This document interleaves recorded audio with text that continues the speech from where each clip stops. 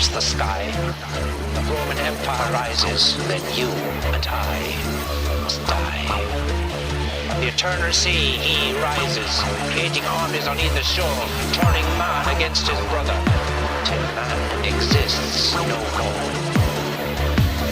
He will not receive by the Lamb will be torn by the beast, receiving his power directly from Satan.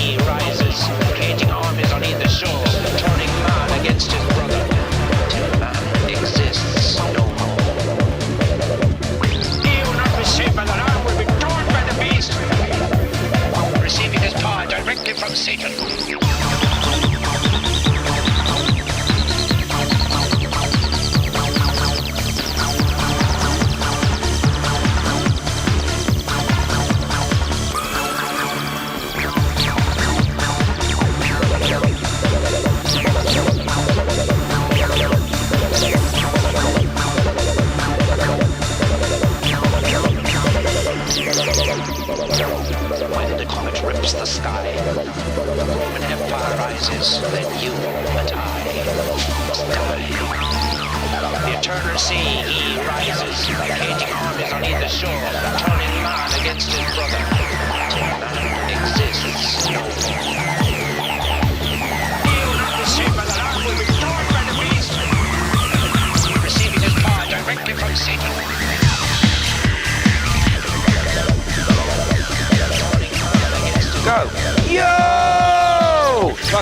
How's it going? Check it out! Jimmy the Scavenger's in the building this evening! How you doing, yo? Techno to you, motherfuckers! Currently listening to Tribe Step, remixed by me and the War Minstrel. Jim said, I'd like to go with this. You wait. The track I've got to put in a little bit later today is worse. It's literally Psytrance of the wazoo. I just didn't know you were going to go that way. I know. The past couple of tracks have been Psytrance. I'm disappointed in you. I'm disappointed in myself, Jim. Like, you wouldn't believe it. I would be. I am big. So Jim has sorted the compressor a little bit better. So I'm hoping. Yeah, we hope. So we're hoping that the compression isn't going to kill the music like it has been the past couple of weeks. Anyway, welcome to the show. Long time URL co-host on the show, Jimmy the Scavenger. We have a little special coming up from Jim at 8 o'clock. 3 tracks being played by that man. Satan.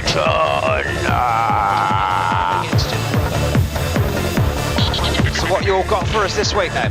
Wow, there's a Charlie Ryan in the first 10. There's a Tollington in the first 10.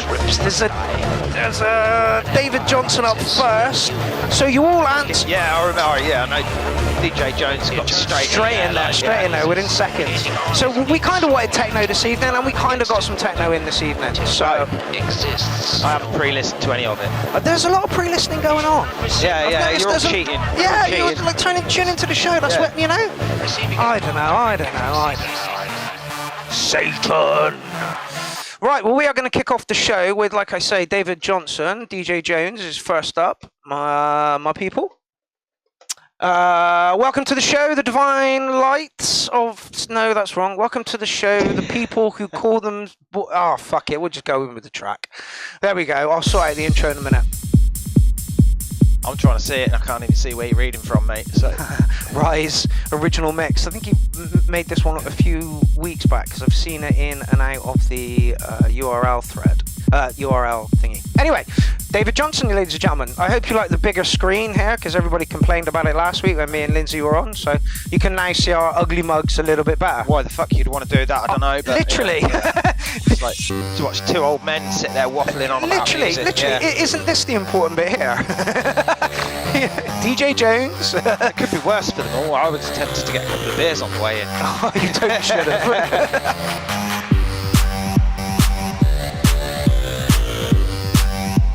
David Johnson says, looking great, old man. Thank you very much. Which one? We're both pretty old, you know. You're not over 50 yet, are you, Jim? I am 50. Oh, are you? Yeah, Yeah.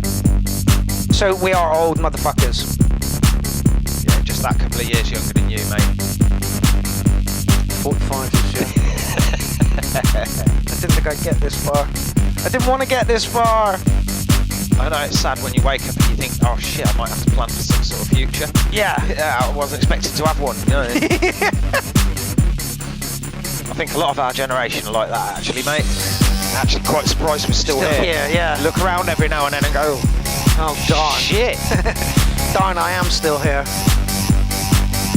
Said it's...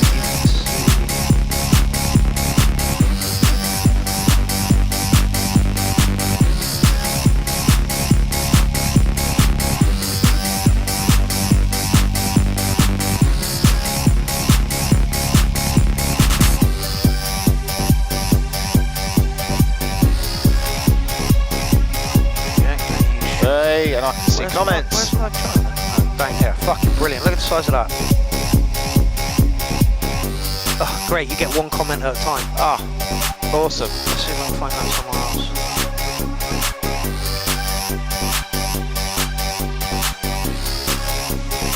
Actually, fucking just watch the YouTube show.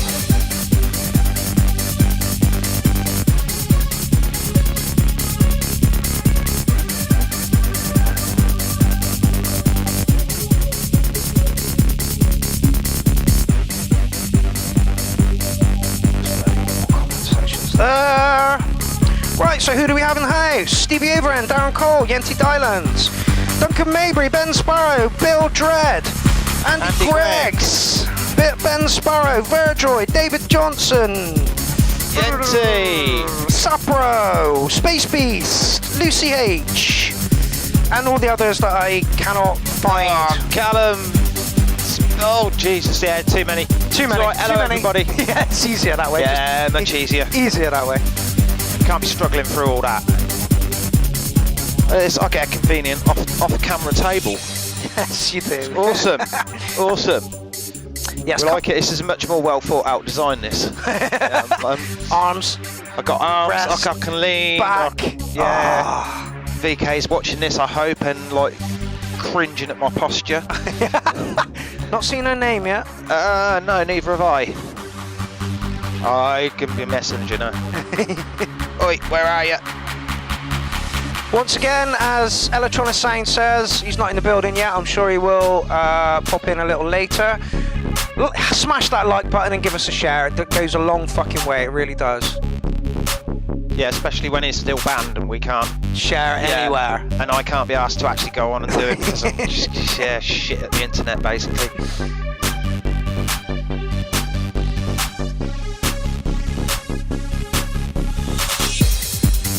So we've got anyone new in? Oh, we are clipping some serious Redditch. Yeah. But like Oliver says, OBS lies to you. I'm going to say competent track. Nothing. It's not really a grabbing, it's kind of just a roller. It's a bit, sorry to say it, mate, it's a bit of a filler. Yes. You know, there's no sort of...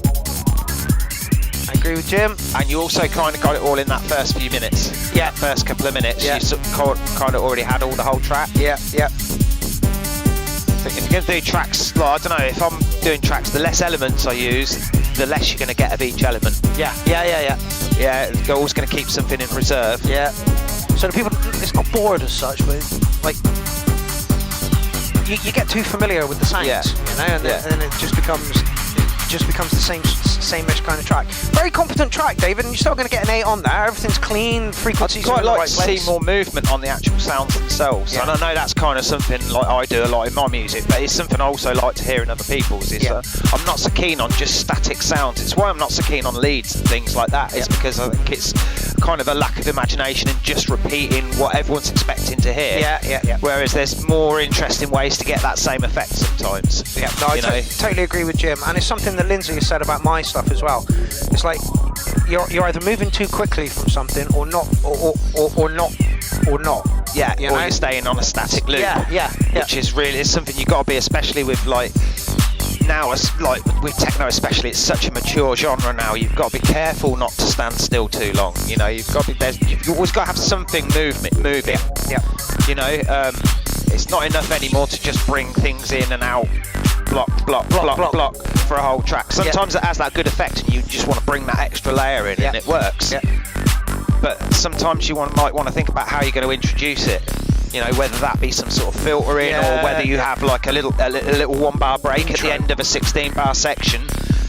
You break it all down over that 1 bar, and then introduce your little, and then the whole track runs with the hi-hat still running. Yeah. You've introduced it. You've not just plonked it straight into the track. You know, people actually want to. You don't think people notice this stuff, but it's all these little details that people really do notice, and that will keep a track going on a dance floor for years. And it's something subconsciously as well. Dancers they don't really know why they've lost interest in the track, you know. But subconsciously, you know, they're thinking, well, it's a little bit this, it's a little bit that. But yeah, it can be an unconscious thing. But still a very competent track, like I said. Frequencies are there, noises are there. But like Jim said, a little bit more exploration in the noises would probably do you some good there. Verdroid says Jim does psytrance in a good way. Never done psytrance, Jim? No, not that I'm aware of. Yeah. I do know that my techno goes down all right with a lot of trance heads. Yeah, this is very, but that's very because true. I do keep it psychedelic, you know. But So, David, thank you very much for kicking us off. Like I say, going to give you an 8 on that one. Competent track, just not so many peaks and troughs in there that grabbed us by the nuts and said, come to the dance floor. Right, this is going to be a different matter altogether.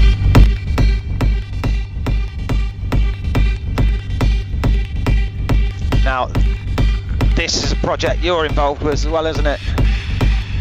Oh yeah, this is Darren Cole remixing Anger. No, not Darren this is Cole. Tollington remixing Darren Cole's Anger. We got there in the end. Been speaking with Darren Cole. I'm going to be remixing, I can't remember what the track's called now. But I'm remixing a track on it. I start on that this week. Mate, that should be having just cleared the decks for it. And then I've got Mr. Maybury track. Oh, really? Monkey's going to be having a bash at. That's going to be looking forward to that. Title? I can't remember what that's called either. But I've got the stems for that at home, and then once I've done that, that's what's coming up next for me. So there's some good stuff coming out of Jim's corner then in the next couple of weeks. I've been just been involved in a remix for Benji 303 and Mobile Dog Wash. Mobile Dog Wash used to release on the Acid Test label and got big love for the Mobile Dog Wash. Yeah, I don't know, it's been a bit of a couple of years for me remix wise. I've had like Obi-Wan remixing. Me and Ollie made a track as No Off Switch, and we had Obi-Wan and remixing that, and then Ollie did a track and had Geezer remix it, and I ended up mastering it all. Yeah. So I've mastered Obi-Wan, the Geezer, DJ D-Red, Ian Bennett, who's Illinois God, absolutely, yeah. If you like that stripped back American but still real hard techno, go and check out some DJ D-Red stuff. Been doing quite a bit of work with Filth Infatuated and with Urban Chaos Records, and for their new. This was always going to be a good track. It was always going to be epic. But yeah, I'm doing some stuff for Urban Chaos Records. I've just had a couple of releases with a couple of remixes come out on their label, and then my own EP, comfortably dubbed. And I've just done a 6-track Weird Monkey album for them for his new experimental and electro label called Urban Deep Tracks. Okay. So that's You're moving in some big circles. Yeah. You're doing really, really well. Really, yeah, it's really quite well. scary. Yeah, no shit. It really right? is. No Yeah, shit. yeah. I think Ollie's got something going on with DDR as well. That doesn't. That he's going to want me involved in on as well, so that's I'm looking forward to seeing what sort of thing he comes up with there. There's always trouble when it comes to Ollie. I ain't gonna deny that. He does like to bite big chunks off, you know. Yeah. Yeah, he's not happy if it's not falling out the corners of his mouth. He can't just do one thing at once, that man. No. Yeah. It's a whole bunch of things. Yeah, plus we've had the no-off switch releases as well on Bubble Jam Gold and are now on Filth Infatuated as well. As Ollie said, probably his most grown-up release to date. It actually is, it's pretty good. Grown-up techno, if there is such a thing. Isn't that rimming business techno? Yeah, it's kind of, I thought it, I listened to, I sent him a bunch of a 16-bar loop. He came up with this fucking mental, don't know what he done to it, it's just this mental wash of sound. And I just decided to lay this TED talk about the gap in reality over the top of it. Hence Mind the Gap. But yeah, it just worked, you know. And it is kind of taking the piss out of business techno, I think. Yeah. Ain't a bad thing. It'll kind of pull those sort of people in, but it just keeps building and building. It never really resolves. There's no point to it. If you can get the business techno people in, that ain't a bad thing. You know, they spend a lot of money. Oh, hello. Jim's got a dog. 100 messages already. Big up your bad selves, Clown Army. People. Yeah, I'm also going to be mastering this project then, or at least quite a lot of it. So I think some of the remixes will get mastered by other people. Put you down, Chewy. Sorry, mate.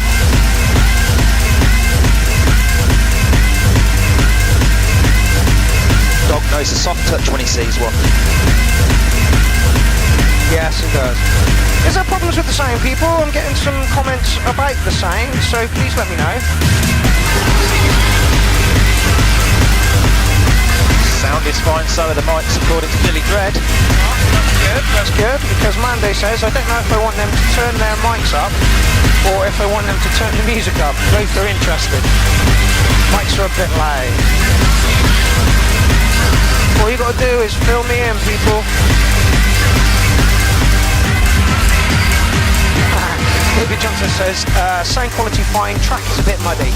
This is one thing that Callum worried about, because he put it up in the group chat the other day and said, is there mud in there? How, you know? And I'm like, well, if you're going to put it into the URL, I'm not going to tell you now, I'll tell you later, you know. I was just about to say that section there that's just been playing, there were an awful lot of sounds there, all in the same frequency band. And you kind of get this, especially when you start trying to run it through a limiter that heavily, you get this effect where it kind of pulls the top end detail and the very, very bottom off of your low end, and it kind of takes some of the impact out of your low end as well. It's a very strange effect. Most limiters do it. If you're hitting them that little bit too hard, because what you got to think is it's running into it with a look ahead to capture those fast transients as well. So those fast transients are also getting pulled down into the mix. Right, so now we have to talk about that awesome tune. I think I'm going to give you Rimming a 9 on it. Like I say, there might be some touch of mud in there, but it is only a touch. It's epic. The fact that I could actually hear it all. I mean, this isn't a great listening environment that we're in here by any means, because there's only one speaker. And I haven't turned the bass up on it either. Yeah, so Callum, great track, my man. Anything that you churn out is going to be a great track. There might be a tiny little bit of mud in there, but it was a stomping rig techno roller, you know? Yeah. It doesn't, you know, it's just... It's going to sound great on any rig. Like I say, rimming a 9 on that one, fella. I don't really know what you would do to improve it. Jim, anything? Send it to me for a final mix down at master. Jim's got a point. And how much will that cost him? 20 quid. Did you just for hear a master? If you give me a mix that's as good as that, if I was going to master it, yeah. 20 quid. And yeah, just make sure you've got no distortion and your levels are down a bit, so that I've got room to work with. Geezer? Who else? You know, all these top OB1, names. Yeah, that DJ you're mastering D-Red, for. If these guys are Illit, choosing Jim to master your stuff, Matt Leonis. and at £20 a pop, I might take him up on that offer if I were you people. It's basically £20 per item. So a mix down would be 20 quid. A master would be 20 quid. Yeah. If you go buy 3 items, the third one's free. So if you just buy mix down, mastering, it always makes sense to buy 3. Yeah. Do 3 tracks, Yeah. get them all mastered together. It only costs you 40 quid. Also, the mastering's going to be almost the same on all of them. Well, not And I almost always the do same. 1 round of feedback free as well. Because I think that's fair enough. You know, it doesn't cost me. I haven't got to send the track back or anything like that. It doesn't cost me anything to send a message back saying, "Is there any chance could you turn the hi-hats up and this down just a touch?" And I'll even say like 1.5 dB or whatever. You know, Jim knows his shit. Jim knows his shit inside and fucking out. So if you want mixing and mastering done, please, for the love of God, go to Jimmy Scavenger. Like, and I'm not saying that simply because he's in the fucking room with me right now. I'm saying it because there are people out there who are using Jim's service who are very, very highly respected within the scene. So go to Jim if you've got any mastering done. Once again, Jim doesn't mark tracks, but I think that was a thumbs up from him. Oh yeah, it's always going to be a thumbs up. The whole project, very ambitious. Yeah, Darren Cole is literally sailing away in there at the moment. Honestly. 10-track album with remixes. Yeah. Really? Jeez. Right, so now we've got something that little bit different. This is Charlie the motherfucking Ryan, Occult Maneuvers in the Dark. And I did say to him, "Is this a new one?" And he went, "No, I just forgot I made it." I do that. Some of my favourite tunes at the minute I've been putting in mixes are ones that I forgot that I made a few years back. Oh, really? Yeah. Not alone then, Charlie, not alone. When you're on a roll, you know what I mean, you do 5 or 6 tunes in a couple of weeks, like they do get forgotten about. Yeah. One of the Weird Monkey sort of the Monkey Business album, that's all the tracks that got forgot about in the era I was doing dubstep. Oh, okay. So that waltz album was fucking beautiful. Is that Weird Monkey? Oh, the one with all the time signatures? Yeah. Strange Corners. Fucking beautiful, man. Yeah, that's a lot of work. That's like 3 or 4 years work altogether though. So you can hear it in the tracks, mate. They weren't just slapped together in 5 minutes. No. Although one of them does use almost entirely presets. See that but there sounds that I came across while I was learning to use instruments that I swore to myself I would shoehorn into a track that killed me. So there was this like weird vibraphony noise that I've been wanting to use for about 3 years. I was just like, yeah, it's going in there. Yeah. No, see, there ain't nothing wrong really with using presets, I don't think. Well, I used to sketch out ideas, you know what I mean, like with no intention of using them. But what usually happens is that I end up going, I can't use a preset, so what I'm going to do is I'm going to make something as close to that preset with another bit of kit as I can, see how it goes, and that's usually the way I approach it. But I like them because it stops things getting in the way of the creative process, you know, like if I'm doing something musical, then I'll usually just pull up ID8, which is just like, it's like having it's like the old, what do you call them, sound fonts. Okay. So you've got like, so far up the keyboard is like so you've got a drum channel that's just got all the drums, the MIDI drums laid out on the keyboard, then you've got like an organ, a bass, guitar, real simple saxophone, all those sort of like cheap organ instruments that you expect to find on old cashew. Yeah. It's all just there in the IDA. It's just great for sketching out tracks with, you know, literally. So we're not advocating preset use, but we're saying they have got their uses. Yeah, they really have got their uses. If you're on a roll and you're putting together, especially when you're actually writing music, you know, like actually it's really strange, but a lot of the Weird Monkey stuff's actually originally written on piano. Oh really? Yeah. It's what I first learned to sort of play music on when I was about 5 or 6 years old. My sisters were having piano lessons and I was going in and playing the piano and playing what they were playing by ear at. Oh really? Loved it, yeah. I do wish that I'd taken piano lessons. So do I. I never got them. Aww. You can't see it, but Chewit is literally just curled up next to you. Yeah, he's like expecting me to pull Terry out of my pocket. You know, just like, where's the long one? I want to bark at him. For those of you then seeing them together, it's really funny because my dogs like about this at all. Yeah, and Chewit's like quite interesting. Chewit just barks at him, and my old boy's really old and lazy. He gets on that bed and he doesn't want to move. It's the looks he gives Chewit. If a dog could raise one eyebrow. Dr. Vincent says, See, if you're going to do psytrance, mix it in with other shit. well, this isn't strictly Psy as far as I'm concerned. It's got that sound to it. He's got his foot in the door. Yeah, don't get me wrong. Dr. Vimto, nice track. The kick seems high and is slightly more than the low. Well, yeah. It's the 180 law. Oh, seems like the high end is slightly more than the low.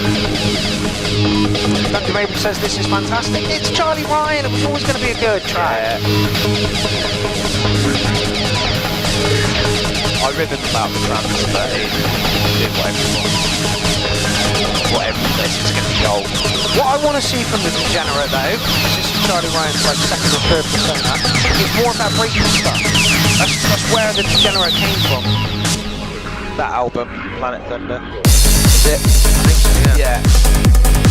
If you haven't got it, go to Bandcamp and get it. Yeah, honestly, anything that Charlie Ryan churns out, even his box chain stuff, the more synthwave kind of stuff. Oh yeah, it's bang on. Yeah, it's beautiful. It's bang on. I don't really not my kind of thing, but exactly what I was it's going to say. damn beautiful. It is absolutely fucking beautiful. G Green, how is it going, my love?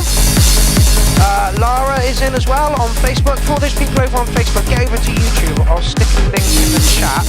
Simply because I only got YouTube over here. And I'm like, oh, God, wait.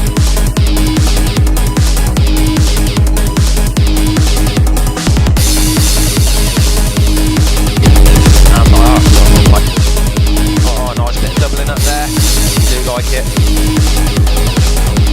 Okay, so here is the link for the YouTube chat. Get over to YouTube, people. Right, where's the football on?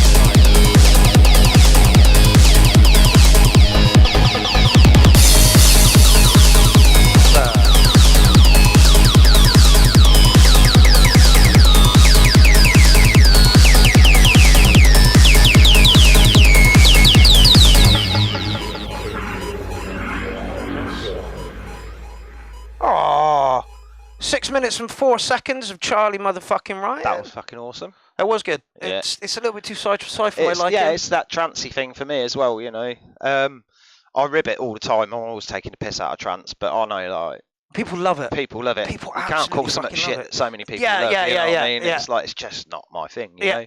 Doesn't do it for me. Charlie, I'm going to give you ribbon and line on that one. The acid lines were great. The track pumped and moved along really, really nicely. I was a little disappointed when it ended because it sounded so good. I'm just going to share quickly. So yeah, I'm going to give you ribbon and line on that one, fella. It was the psytrancey bits that were just keeping me back from giving you something a little bit more. Please, for the love of God, put in some degenerate stuff with some breakbeat in it. We miss that a lot. All right, oh, here's somebody you can catch at the Unplugged Day on Clownfest 6.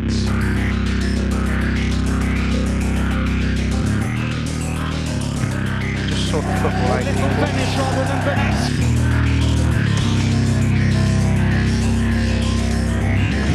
Back to the question.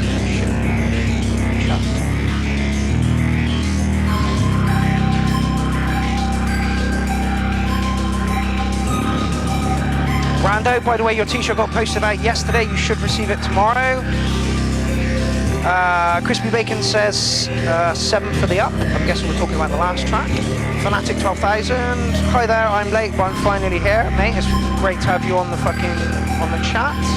Dr. Vimte gave it an 8, Rando gave it a 9.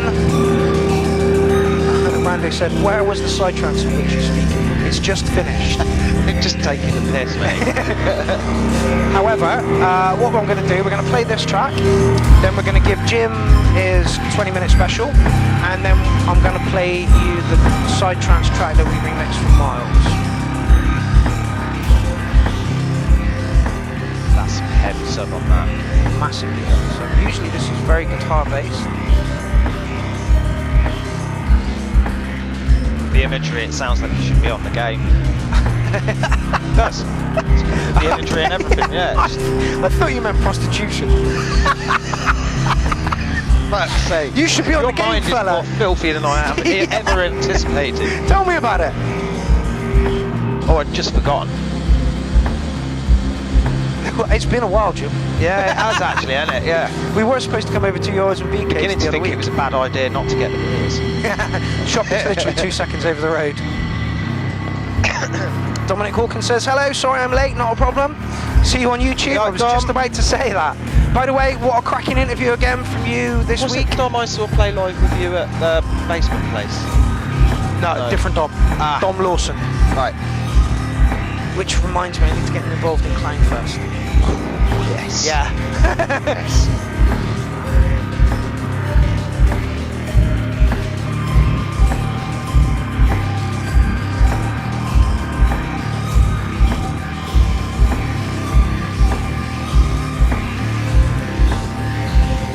So it's a very valid thing to be doing at the minute. It's like music for films, games, because like amateur filmmaking at the minute is fucking through the roof. Amy said this. Fucking mental. Back in the 90s, The amount of people on my friends list on Facebook who are now in like Films. acting Yeah, companies yeah, and but they're filming again. well, and Amy mentioned this. She was like, back in the 90s, you had to have a good idea. yeah, You know, and the film had to be good. Now, any fucking yo-yo with a fucking camera Yeah. can film anything. yes. And this also Yeah. ties in nicely to the interview that Dom did at the weekend with Thurston, I can't remember his last name. Turns out that motherfucker's great-great-granddad or uncle or whatever wrote Silent Night. Oh my lord. Yeah, tell me about it, right? Really? And yeah, and this guy writes for film and TV and stuff. Yeah. You know? So again, ties in nicely. This is very... Who's the producer and writer with Madonna? Trans woman, wasn't it? Killed herself just recently, or died recently. Oh, really? Yeah. She's really young as well. Really talented. But only just starting to do it for her own sake, you know. There's a lot of people behind the scenes. There's always a writer. There's always the people producing the original tracks. You know, it's not very often you get like Tiny Temper and that lot. They bought their producers, the people who were writing the backing right. tracks for them, that with them, if you know what I mean. Like they bought it, so they got some attention and some. But that Recognition. doesn't usually happen. No. Usually the people doing the programming and the actual writing of the guts of tracks that people take for granted, Separate they're people. way in the background. Yeah, They don't even go out on the live tours. Separate people completely. Yeah. Mr. Wiggly says it was Thorsten. I'm not even going to pronounce that last name. It's in the chat. You read it.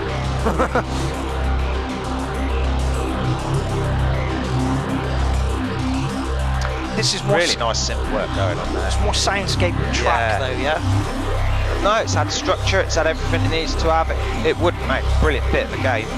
Yeah. I think this Yeah. is where this would absolutely shine.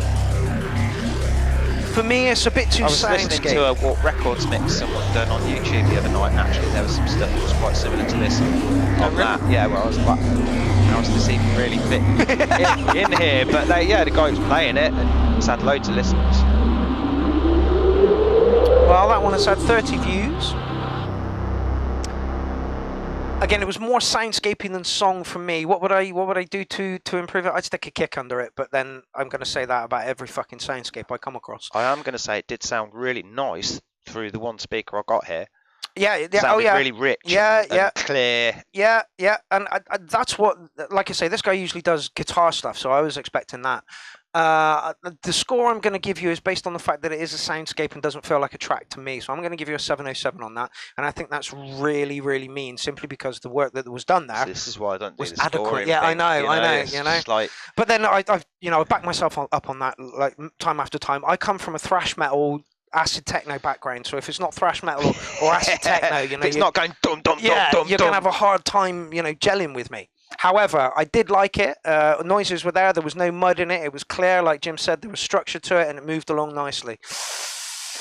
Jim gave it an 8. Lindsay's just turned up into the building. How is it going, Lindsay? And Darren Cole Yo, says, Linz. great track. Alan Crawford says, game music is super difficult to do.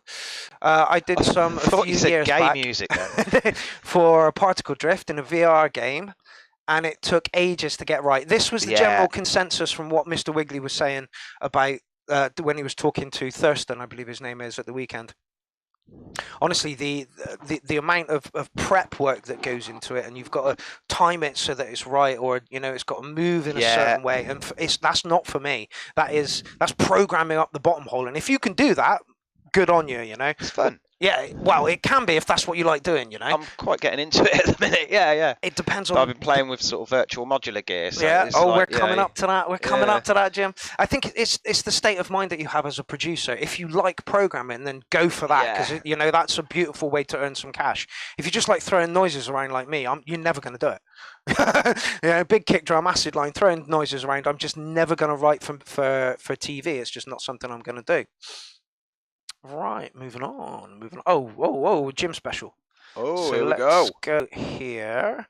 Whilst I do this, I promise, Mr. Wiggly, I will look at StreamYard soon. Okay, shall we go for Complex 1 first, soon as we were talking about it? Yeah, go for it. Okay, so this is my first foray into modular. Yeah. In Reason. Yeah. They've given a bit of kit that I haven't even looked at yet called the Complex 1. So I was just sort of playing around with that, and this is the result. Yeah, this is the result. First thing I ever did with it, as you do when you get given a new bit of kit, or when you start learning a new bit of kit, is make a track entirely using it. Yeah. So this is Jim in Modular Reason. and then the whole track's just automation and a couple of things I left till the last thing that I could do with the mouse because I haven't got a controller at the minute. It's Ollie's being serviced. So, Oh, you're a tractor? no, I've got a big keyboard controller, CME UF49, 69. So big 69 keys. yeah, Fucking hell. beautiful. Weighted? It's beautiful, semi. Jim's got semi-weighted. Yeah, semi. That's so techno. That's so techno. So everything you're hearing here. Ollie Linear's in the building. He's just turned up at the right time. Yo. Yeah, go on. Everything you're So hearing. everything you're hearing now, well, there's one pig coming in now that wasn't on the initial instrument. So it was originally done on two instances, but then I wanted to add a vocal sample in the middle. But I've split it all up now into 5 different instruments just for production purposes, but they're still all doing the same stuff, so pretty much everything's all being fed. I will come in at some point and do a geek out session, so show you how we wire it up. Yeah, Jim, we'd love you to do that, mate. Talk through the patch. There's some classic East and West Coast synthesis going on here, so you've got some stuff in the That's one of those. kind of East Coast, yeah, kind of experimental. You can wire things up to things that don't really generally get to do with like Moog stuff. Okay. Yeah, you can multiply wire oscillators. I've got a dual oscillator and I can wire it back and forth to itself in about 6 different ways at the same time. It's mental. And then I've got Mr. Wiggly says, what kit was this? Complex 1 in Reason.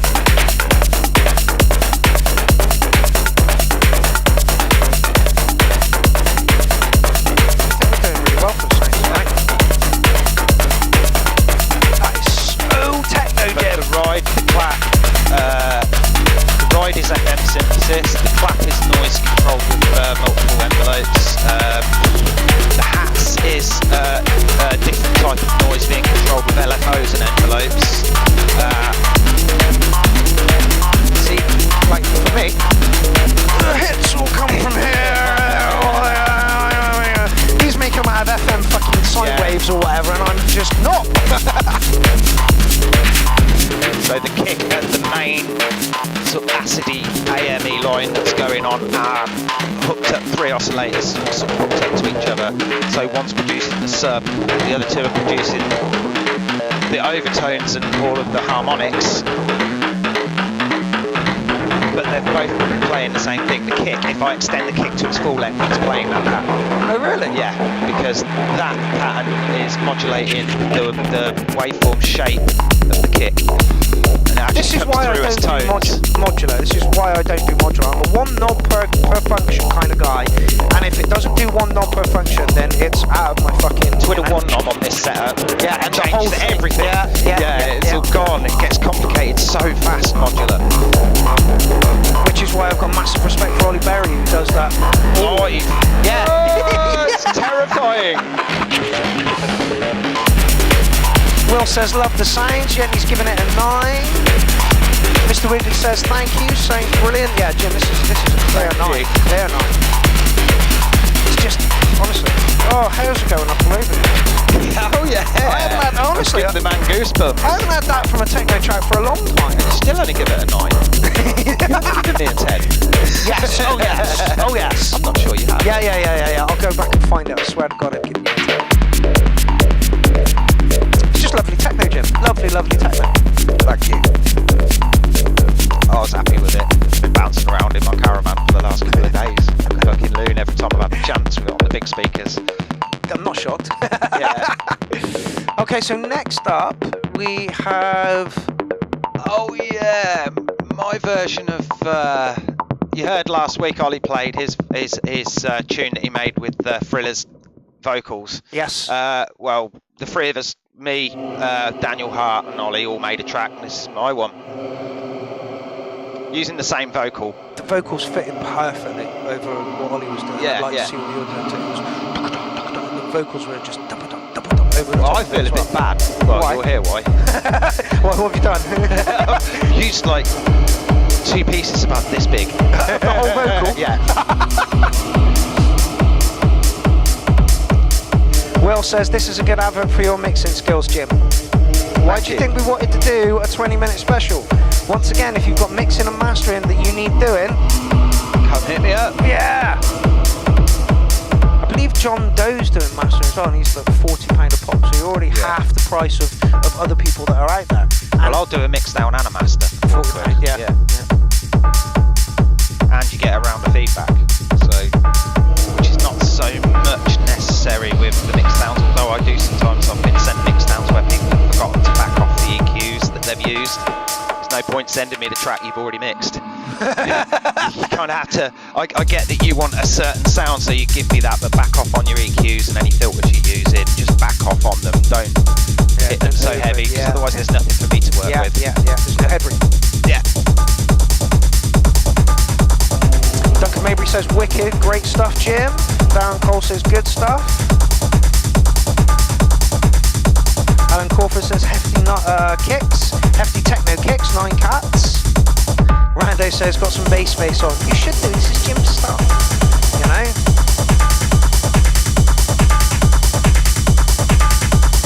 I'm still really happy with this one.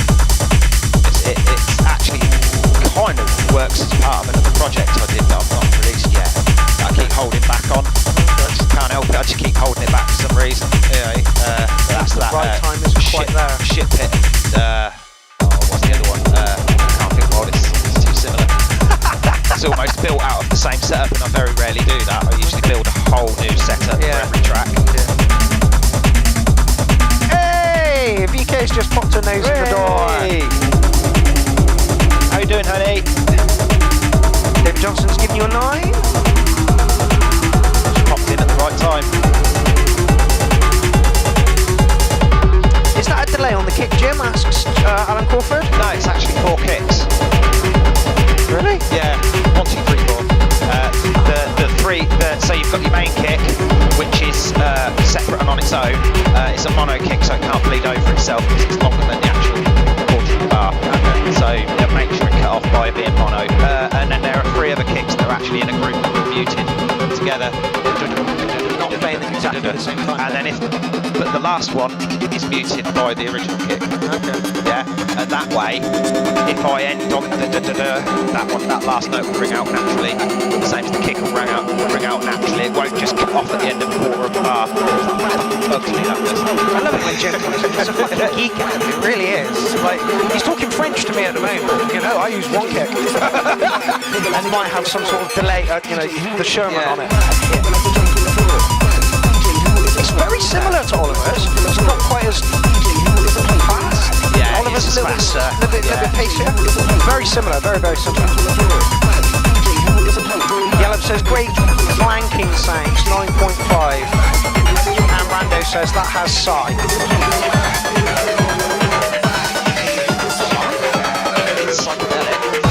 Oh, I mean, I wouldn't put it in a side box. Techno. Same thing with the claps on this as I did on the claps on Complex, so there is only actually 1 clap on this. Okay. Yeah, but what I'm using is using the attacks off the Sims. They make nice clicks and grunts when you've got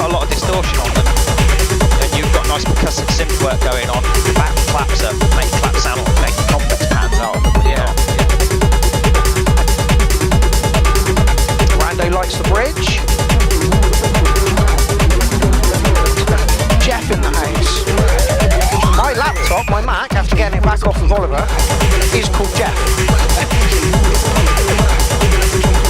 Your microphone is called Jeff. Matt. Oh, you're Matt. Matt's now called Jeff. Yeah. Right. I've never named it. Mine was Mark to start with, and we got it back to My cars Jeff. get named. What's your car's name at the moment? Oh, my car has been with Techno Pig. You should know that. You've been in Techno Pig, haven't you? The one before.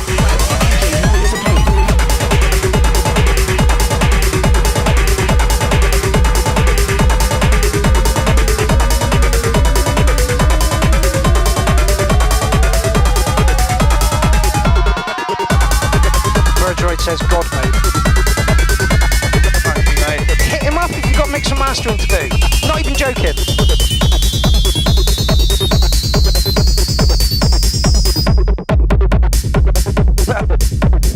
David Johnson says the worst comment you can give on the URL show is 1, sigh, 2, scooter, 3, not my cup of tea. He ain't wrong. He ain't wrong.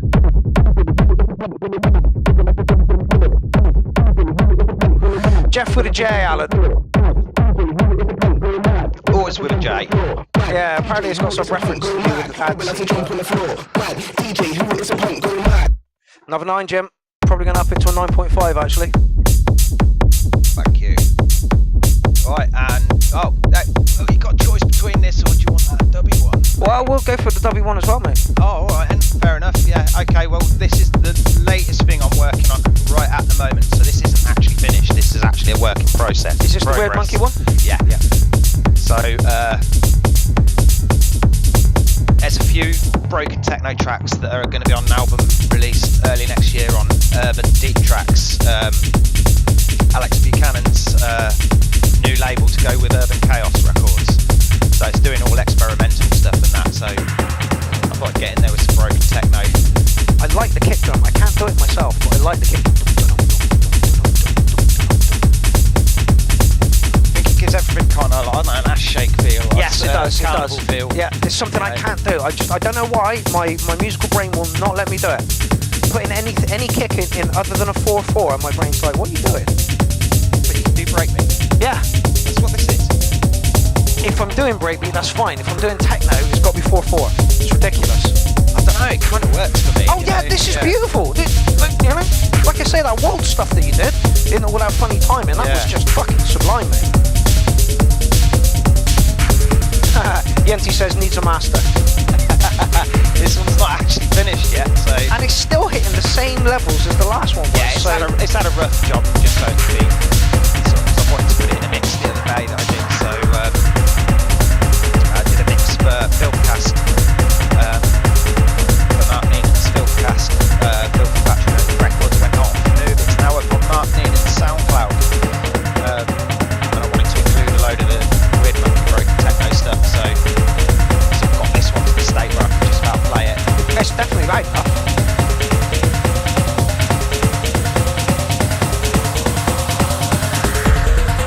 Alan Crawford says that is swing, baby.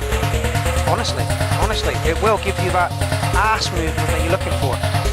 What's the album called? It's called Human Stuff. It's not going to come out until early next year now, but I've done a 6-track. If you go back through shows, you'll hear at least 3 other tracks from it. This isn't going to be on it. This is holding back for another project, but expect to hear more of this broken techno from Weird Monkey in particular. Just provides a perfect bridge to get from the one song to replace the other. I've been thinking more about how I'm going to get Weird Monkey to play out live. How on earth do we put such... one minute it's dub, the next minute it's techno, the next minute it's... Yeah, that's the whole point of Weird Monkey, to do whatever he likes, but that makes it a bitch to try and put a set together. I quite agree, which is why I stick to one beat and have 4/4 picks. yeah, you know? Let's make things nice and easy. I can't even do that with my mixes. No? I have to go for at least 20 BPM change, otherwise it just doesn't feel right. You can't go from at least 130 to 150. Jake is loving this. Alan Crawford says need. Alan Crawford said, is this Weird Monkey then, Jim? Yes. This is, yes. Yeah, Jimmy Scavenger isn't just techno. There are a couple of examples out there where things have accidentally been released from Jimmy Scavenger when they're actually weird monkey, but if it ain't tech, if it's not just straight 4/4 techno, you can throw weird stuff, it's weird monkey.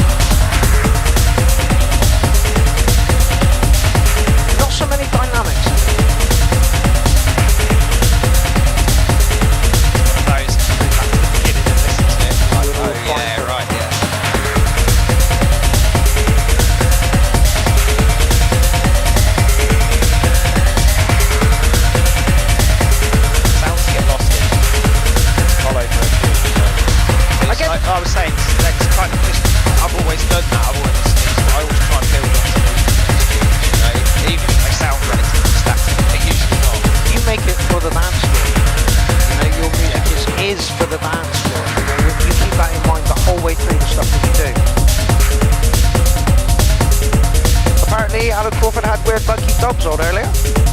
Hey, that's excellent. Yeah, that's from like late 90s, early noughties, that is. All that stuff. That's what I was doing when I first moved to Bath. Got in from the Southwest Party crew. Alright, and we will conclude the Jimmy Scavenger 20 minutes with another weird monkey. Another one from the album that's coming out early next year on Urban Deep Tracks. Early next year? That's miles away. It is, yeah. I'm working way in advance. Aren't you? Yeah. Fucking hell. It's got to be done. I also need time in between for actually writing stuff because there's a lot to keep track of now.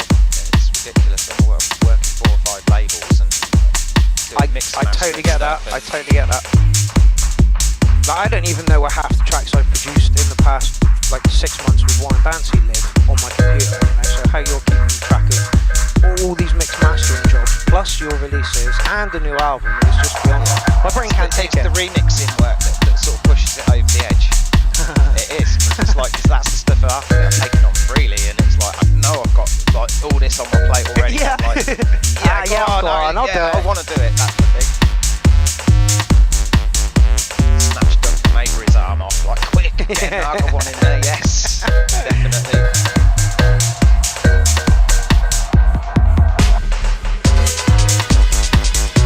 Brownie points for the first person to spot what this is a dub of.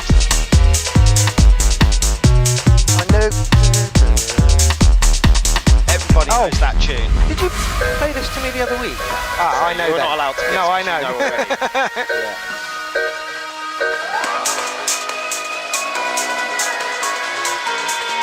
Cosmic Frequency says, smoke the ganja in the warehouse. Yes. DK says, lushness, but she might be a slightly bit biased. I would hope so. I'd say the same right back at you, honey. You two are so cute together.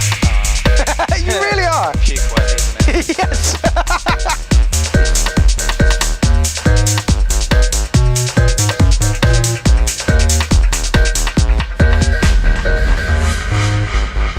So come on, who is this? Who is the remix? Who is the dub of the dub? Who have I dubbed to create this? There is vocals in the original.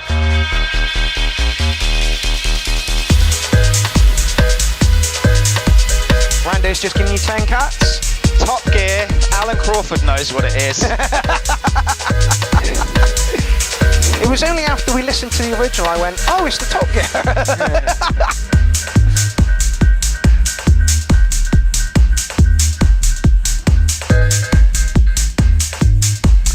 Cosmic Frequency says, Pierrot the Acid Clown, are open air events opening up where you guys live? Yes, I believe so because I have a festival play at the end of this month. Wait. Yeah, I'm seriously hoping it goes ahead. However, I still have my foot in the door if we may not actually get fucking let out on the 19th, but we'll see.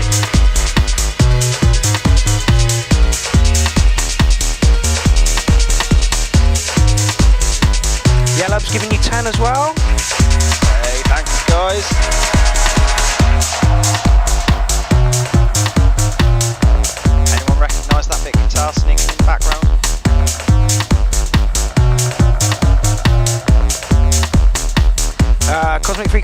nice. Opening up here in Ontario too. Good. Because I'm hoping that we can fucking put this corona bollocks behind me. Me and Jim were chatting about this earlier. A virus doesn't want to kill you. That's not what a virus wants to do. It wants to live in harmony with your body so that it can infect you and infect loads of other people.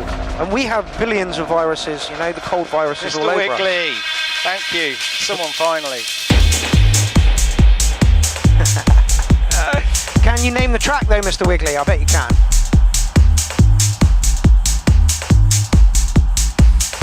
Verdroid says down pen. I'm not actually too sure what that means, or is a reference to. He's asking, is that who it's from? I don't know who Down Pen is. No, it's not Down Pen. Yeah, I can agree with that. It's definitely not that.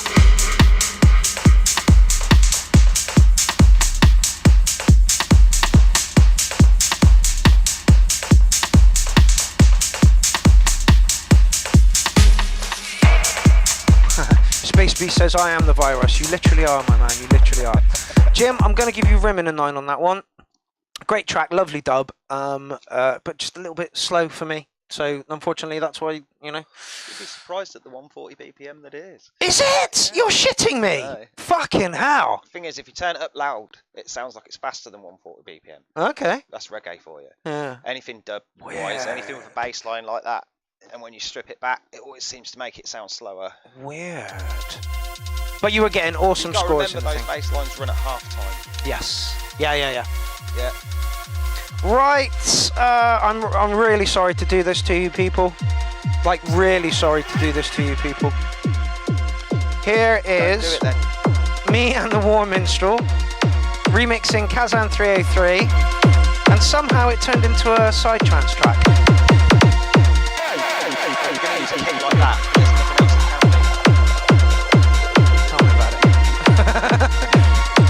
It's instantly side trance whether you like it or not when you use a kick like that. It gets worse. It gets a lot worse.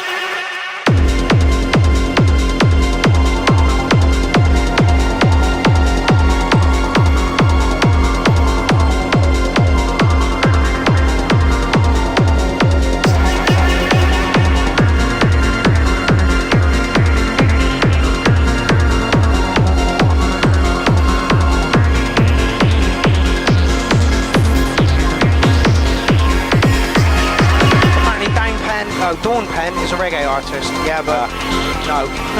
It was a Fleetwood Mac tune. Yeah, Fleetwood Mac, The Chain.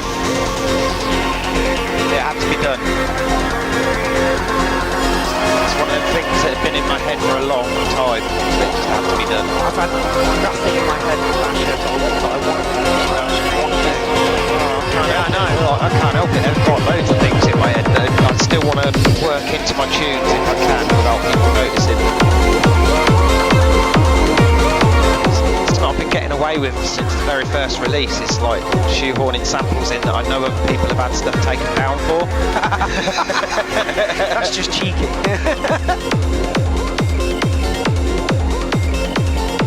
I don't know, I went all out to try and get YouTube to take my stuff down, and I actually used the whole of Mr. Wazzo's Analog Worms sequel in a remix. I've literally just laid a whole load of techno on top of it and a bunch of filters and side chains. And YouTube still had it.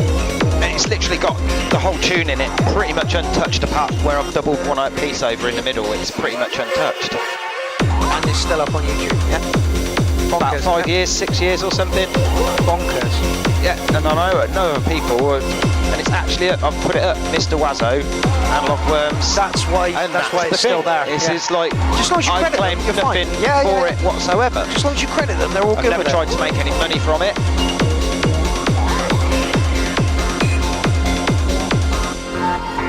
Thing is, I could probably get away with it if I hadn't done that. That would be a good test.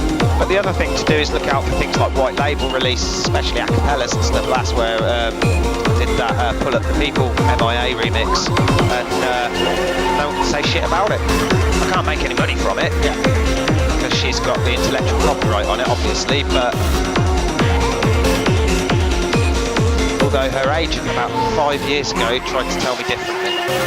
Yeah, and I found out, no, it actually came from a white label, so no, you got nothing to say on this one, bitch. She was very nice, though. Yeah, happy for you to do whatever you want with it, as long as you're not making money from it. Yeah. But that was a record label, so.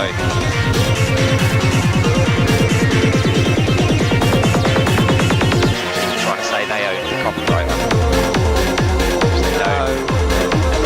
Yeah, it's a white label. Honestly, some people, I just tried to get in touch with Kurt's big, you know. She wasn't a big thing at the time. Well, she was, but not on the scale she is now. She hadn't done tracks with Madonna and shit, you know. That's what happens when you hit a big time. I think she handled it all with a lot of taste and never let go of any of her. She's been as underground as ever now. I don't think I've heard that much. You're missing out, mate. You are missing out. There's so much music I've missed Do out the on. Carla album. At least do that much. Yeah, it's just classic. And it's probably got the only one of hers you actually know Paper Planes on it. So. More than likely.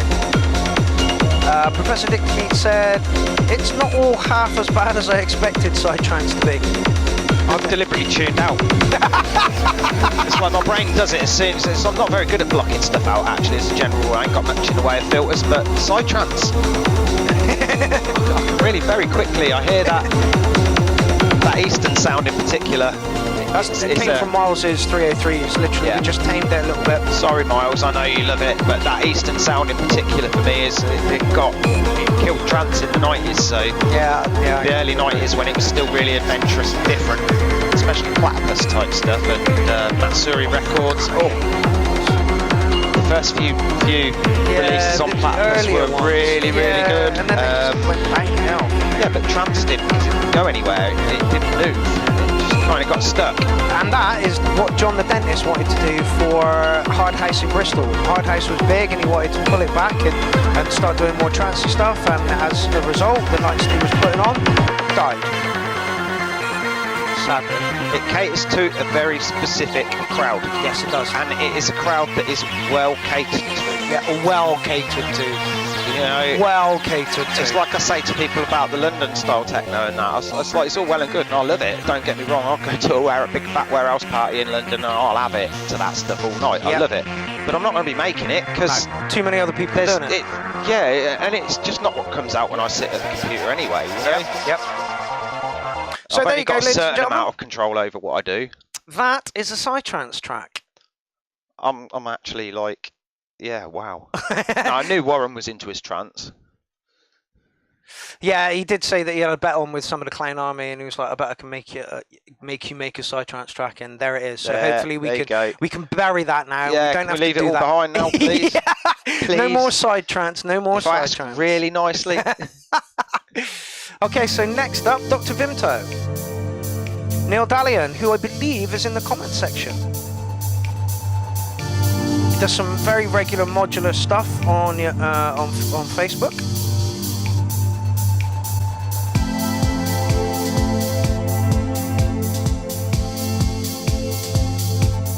Cosmic Frequency says, I mostly make forest side, but I think everyone's arguing about it's acid trance, side trance, blah trance, Stop putting it in a box. Honestly, did you like it? If you liked it, brilliant.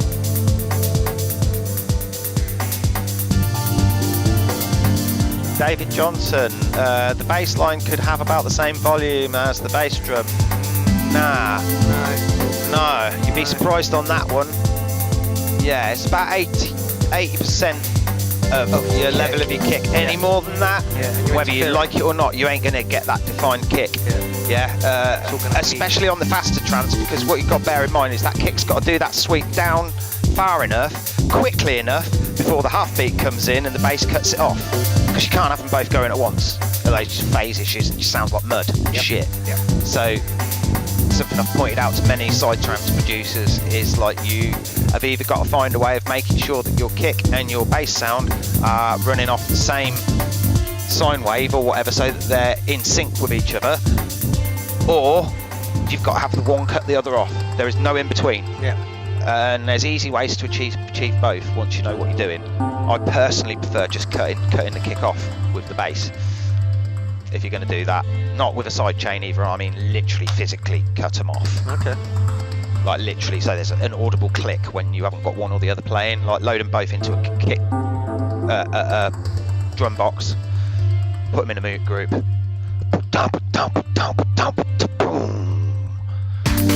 Get what I mean? Yeah, again, Jim, They with cut each other off, and there's an audible click if you actually turn the level down of one or the other of them. You'll hear the click where one takes over from the other, but that actually adds to the impact of your bass coming in.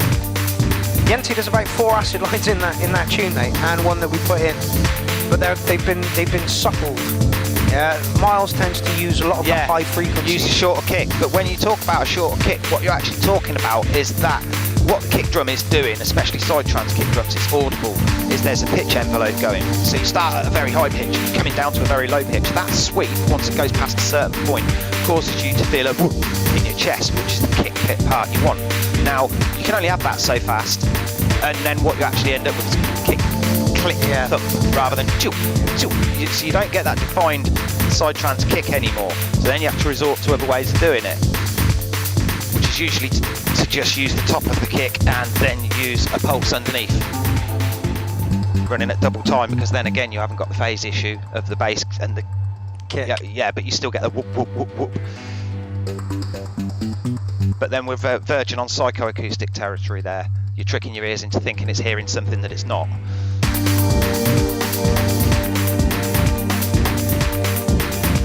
Slice of Beautiful. Where would you put this in a... I'd put it on a chill out album.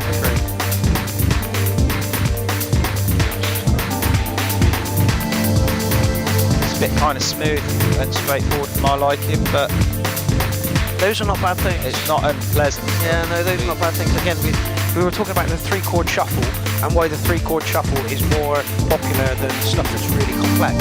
Because most people are not really complex. They like that 3-chord shuffle because it appeals to their, caveman brain. You know?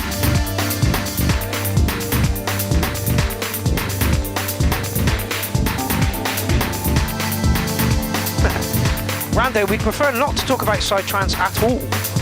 He says, please stop calling things psi that aren't. You've given me a sneeze attack. As soon as I'm talking about the sort of stuff, and how you can keep your kicks and even just kick bass stuff. This is the same methods used.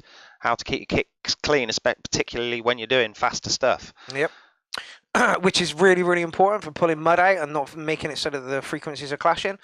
Dr. Vimto, lovely tune, beautiful tune. Not really my thing, and my score will probably reflect that because it was a little bit too ambient for me. I'm going to give you Rimming an 8 on that one. I don't know what you would do to improve that, Jim. I'd say you wouldn't do anything to improve it. It sounded bloody lovely. Yeah, it did sound absolutely beautiful. Again, I'd like to be hearing things in stereo at the minute, as much as I can with my speakers downstairs, unfortunately. Dodgy ear, but okay.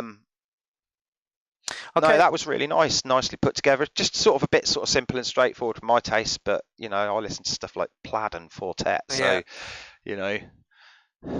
one of those intellectual types, Okay, so this dude said, can you play C? He says having just belted out loads of techno. Yeah. I like complex, I do. Really complex. I'm just going to knock this on. It's a 9-minute track.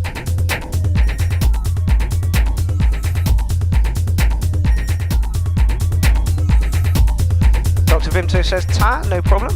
Like, it sounded beautiful, mate, it really did, but literally the stuff that I prefer is a little bit faster, so, that's where my score was coming from. But again, you're not looking to impress me, you're looking to impress the people in the chat, All I do is present the tracks. You guys are the ones that have the differing opinions.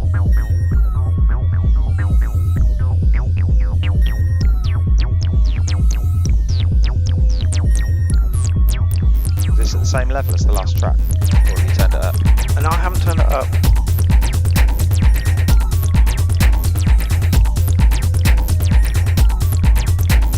little bit more of a kick there.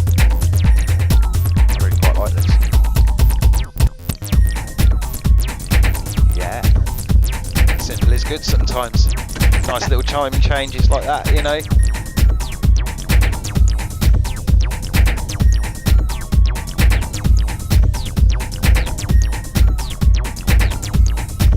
That recorder or something.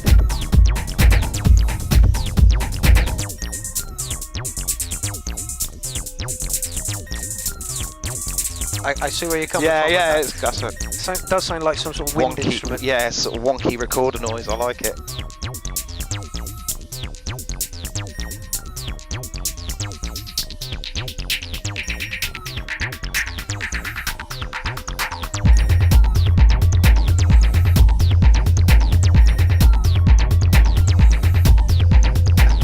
Yeah, If it Jim wasn't just for said it sound could do quality, it like this could almost have been done on Rebirth. Yeah. But that didn't go down below 40 hertz. It had a noticeable sort of 12-bit quality sound to it, you know. That was the first piece of software I ever looked at. It's brilliant. Loved it. It is, but it showed me that I don't want to work within a DAW because I couldn't get things quick enough. If I wanted to change it, it wasn't like a live setting. Yeah, you see, I got no interest in doing that live. none of my kit was ever reliable enough. You know, I started work with old Casio CZ and HT synthesizers and fucking Boss Dr. Rhythm drum machines and shit, and they just weren't reliable enough. No, not a fucking chance. No. Like even just trying to do something at home and record it onto a fucking tape would sometimes take days because things would break and I'd have to get mate round to help me fix it or fucking. Yeah. The Dr. Boss, was it Dr.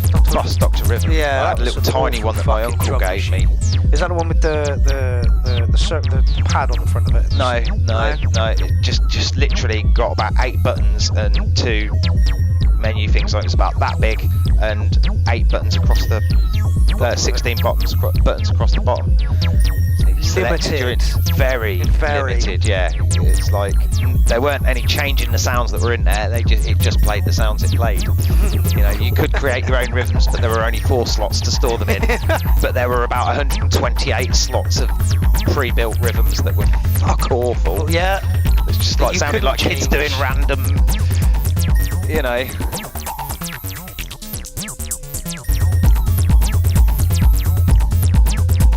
Nice bit minimal for me, and like Jim said, it does sound like it was produced on some sort of old piece of kit to give it that. I don't want to say dated. It's not missing the bottom end though. It's got some nice bottom end on that.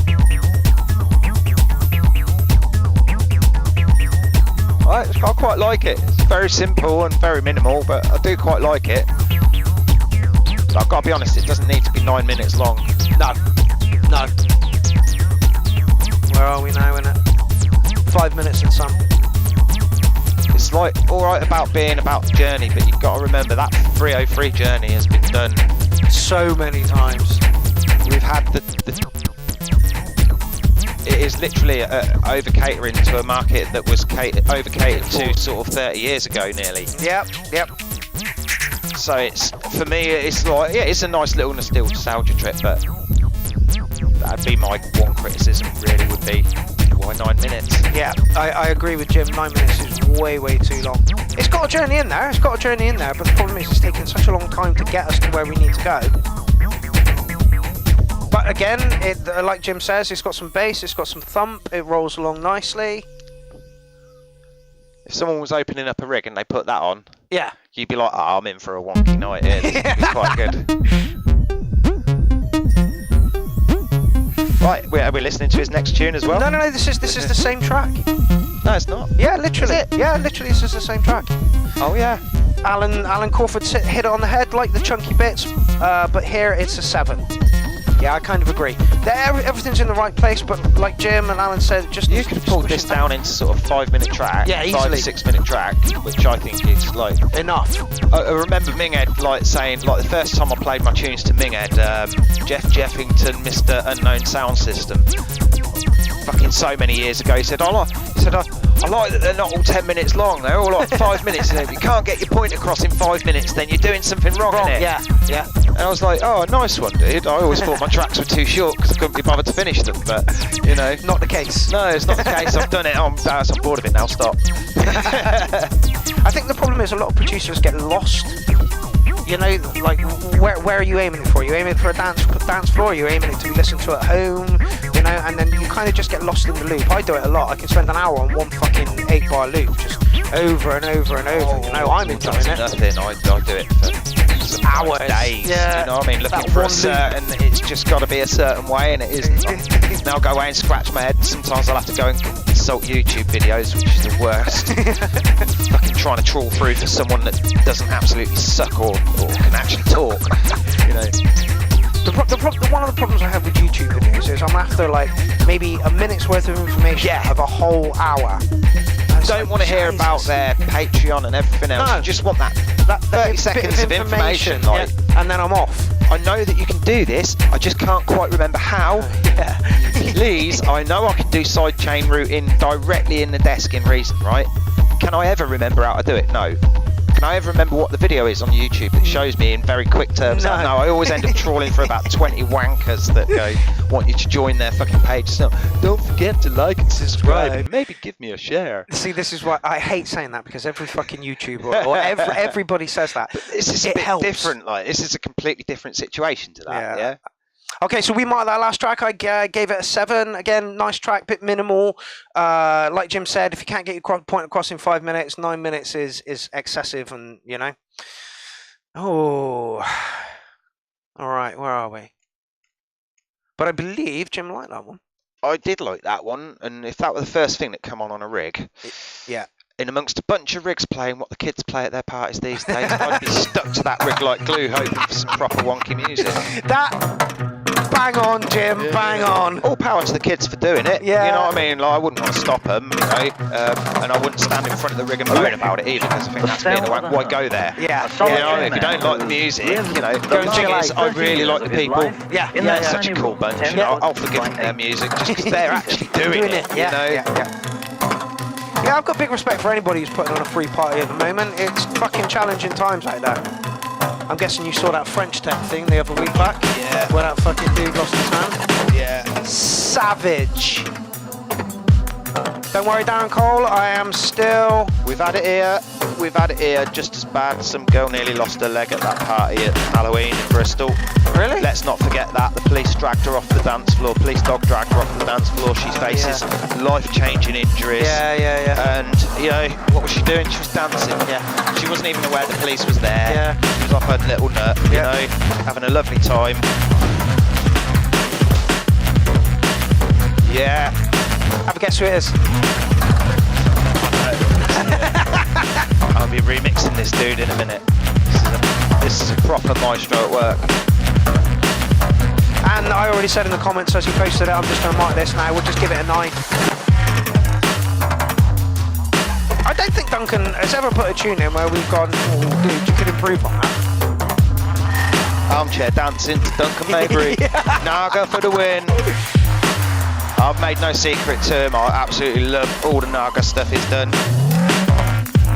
And like, he has 2 albums that are available on Bandcamp. And they are both free. Absolutely fucking amazing. Yep. Yeah, so the 2 albums that Duncan's got out, and the album that the Weird Monkey did, is it called Dubs? Oh god, there's several now on my Bandcamp, so just go to jimmyscavenger.bandcamp.com and you will find it there. Yeah. Strange Corners is the one that you took a shine to. Yep, Strange Corners. Check that one out. I'm not joking. That is fucking bit of a musical odyssey. A mathematical musical. If you had your time over again, odyssey. would you choose to live alone in a cell like this for another 30 years? No! Oh, I don't suppose I should.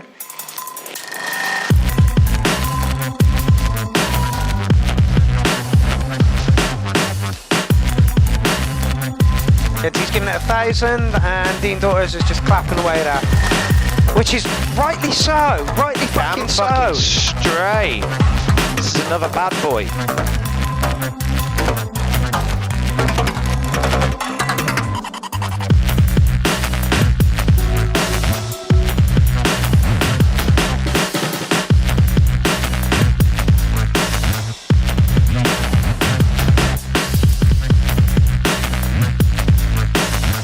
Grid Mode's just stepped into the building. How's it going, my friend?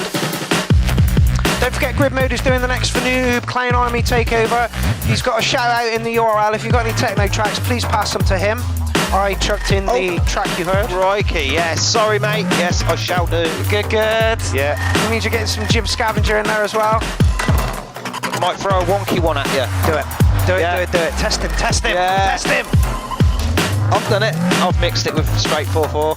Yeah, it works. Yeah, it's on the Filthcast. Oh, is it? Yeah. If you fancy tuning into Mark Neenan on does a series of Filthcasts for Noob, there's some just mental mixes if you want to listen to a bit of techno.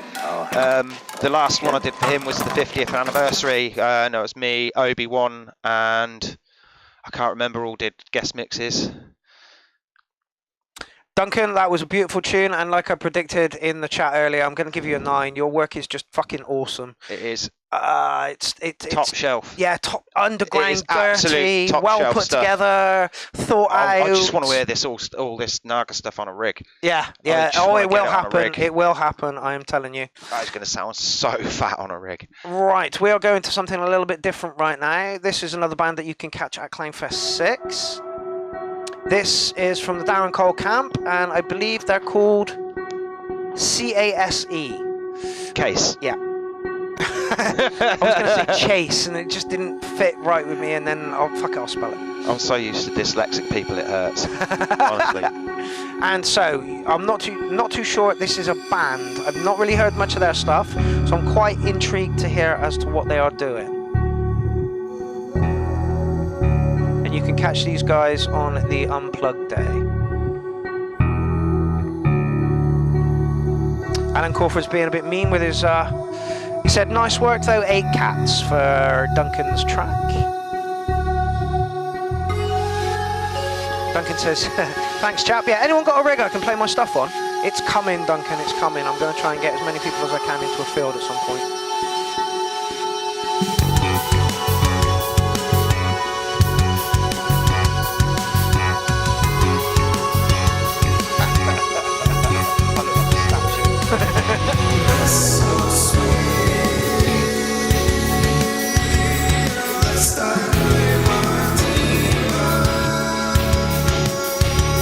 Apparently Darren Coley's going to remix this one.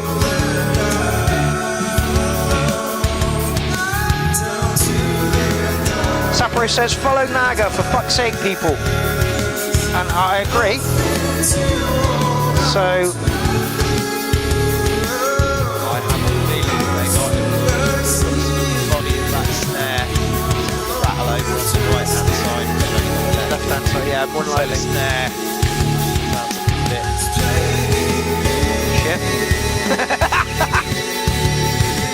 Like we're only Jim getting doesn't like your half. snare. But yeah, again, we only have one speaker. I will try and sort that out for next week. But that's something I try not to do. Try and keep most of my drums unless they're really high pitched. It's odd things. Yeah. I wouldn't be surprised if there was some stuff with the other speaker at all. It's so easy to cut away to the body and top of the snare. They do clash with everything else. I struggle with them more than anything else. No, really? Elvira from Symbiosis Studios has just popped into the door. How is it going, my love? Don't forget you catch these guys at Clownfest 6, day 3.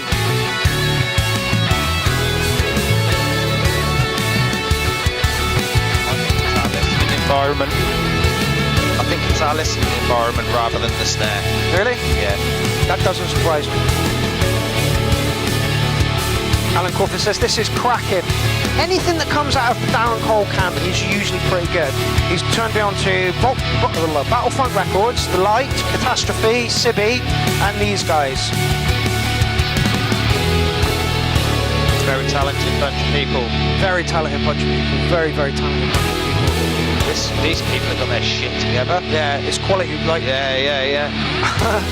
Not my kind of thing, but man, they got their shit together. They're going to sound good on a stage. Yes. Fuck, that's going to sound. If my mate Pete was being the sound man, that'd sound fucking huge. Pete, not bombs. Pete Nut Buns, whatever you want to call him, if you want any live sound production work doing. Here's a man to go to. Is he expensive, is he? I would imagine so.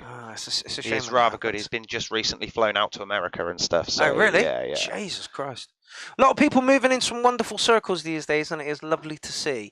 So, for that last track, I think I'm going to give you an 8 on it. It's not quite as grungy as I like, but the production levels were absolutely beautiful. Can't fault you at all for the sound in any way. It's just style more than anything. Not quite as metal as I like. A lot of my comments people might take personally, but don't, because it's just personal taste. Even when it comes down to production at the end of the day, you know, I could say to you, "Oh, do this," and you can say, "I don't want to." No, I don't want to. I want to keep it as is. Okay, fine. That's just my opinion, you know. And there are 8 billion of us on the planet, which means that some of us are going to agree, some of us aren't. Okay, so this is Yellab, and he is definitely in the comments right now. But bear in mind, a lot of the stuff that I do the mastering for, I get sent. They're actually recordings, so I can't say to them, do this. Can you go back and turn that clap up? Oh, the snare's a bit shit. It just is what it is, and I have to make the best of it. Rando says try Dozer instead then. What's Dozer? Dozer. Yeah, D-O-Z-E-R. What is that? Don't know, it's got a mastering thing built in. Yeah, literally. Where's the immediate, automation of everything? You know, so it's okay for people to kick off about express tills, how that's taking people's jobs. Okay, auto tills. Without a person, you know, where you've got one person manning 20 tills and stuff like that. And people happened to me today. Bemoaning the loss of jobs, and then in the next breath, but let's do something that's automated. Well, no, let's not actually. All it's going to do is turn the gain up to maximum and normalise your track.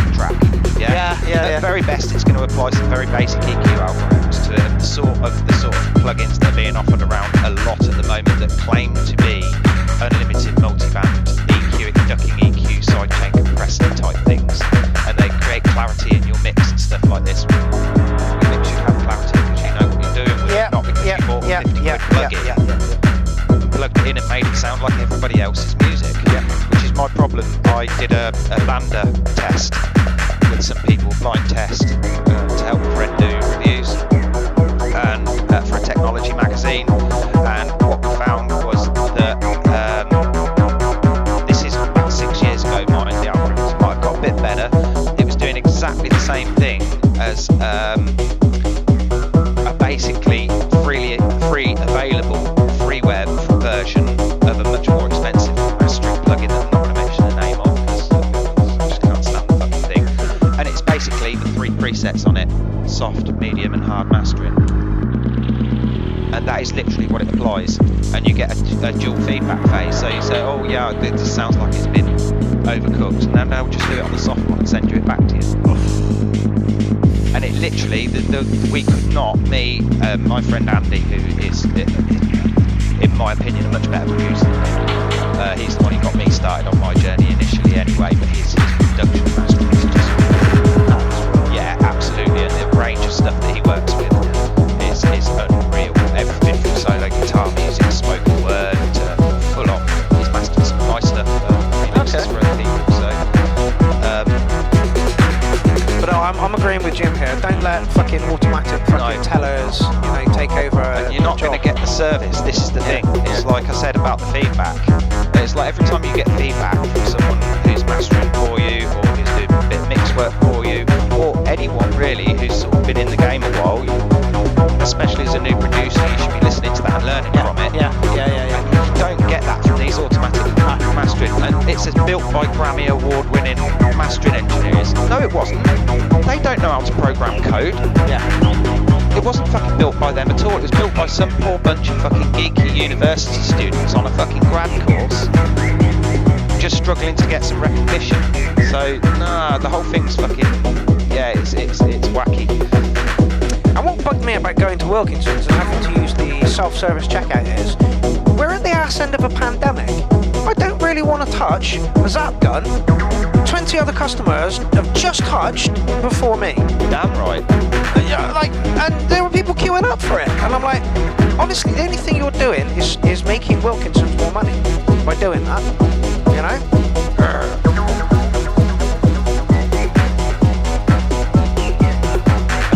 sort out something along the lines of a citizen's wage, this is going to be a growing problem. You know, we ain't got time to retrain. You know, I've lost jobs to automation already. Yeah. And it's like, hang on. And if I start losing mastering work to it, well, that's like 30 years of my experience and learning, which I'm still doing now. No, the algorithms are better. Yeah. Use the algorithms. Use the algorithms. Bollocks. I'm not going to stop learning. No. You know, if nothing else, I'll do it for myself. But at the end of the day, that's what you're going to end up losing. Is you're going to end up losing a wealth of experience. To be fair, we've already kind of lost it. You know, like cooking skills, building skills. You know, as humans, we don't give a shit about them anymore. That was a little bit mellow for me. It sounded like a 90s acid house kind of track that had its foot in techno. It was just a little bit minimal for me. Nice track. Gotta be honest, I wasn't really listening. No, but that was the problem for it. It was a track that sounded sort of pull me in. Yeah, it was a track that sounded like something from back in the day. So fairly competent track. I'm going to give you a 707 on it. A little bit mellow for me, as Lara pointed out. And sounded like it was an acid house track trying to be techno. Ain't nothing wrong with an acid house track that's trying to be techno. And again, nice and early on in the night, that's going to go down well. It's always been a fine line. Oh, acid house and techno. Yeah, acid. Well, techno house. They've all got their roots in 4/4. They've all got that root in 4/4. You know, there's a lot of crossover and bleed over. That is very, very true. Okay. We are running a little late, but that's Bristol, because we did in a city of over Jim 20,000. a half-hour special. Way! Somebody who has just been rocketing up the charts of the URL. This is Stephen Stickney. I like this already. Yeah.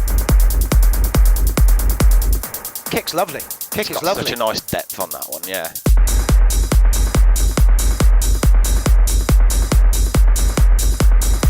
Stickness.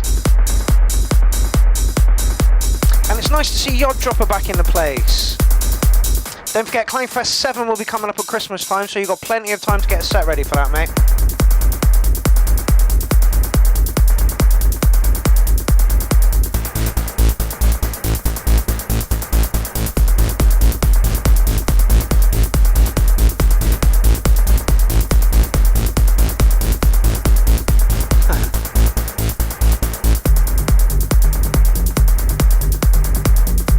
Okay, so you've got us interested.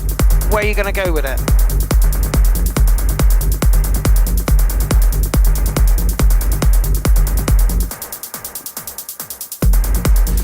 Private Joker says, hit us up with a link so we can follow. Link for what, my friend? Which link would you like?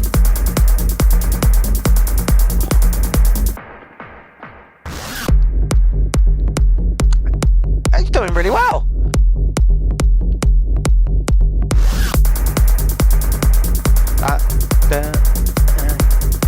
I'd have been chopping that up and doing stuff with it. I'd have had that moving in some way throughout this. Yeah, I agree with that one.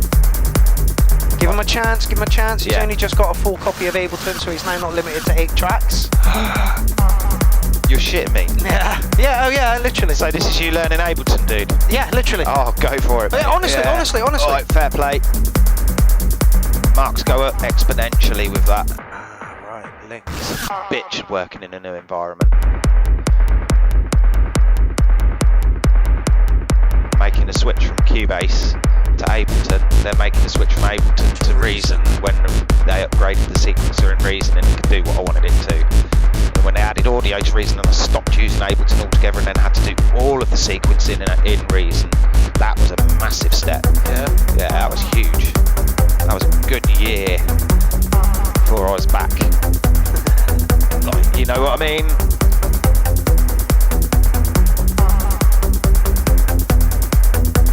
So if this is you learning Ableton, dude, good work.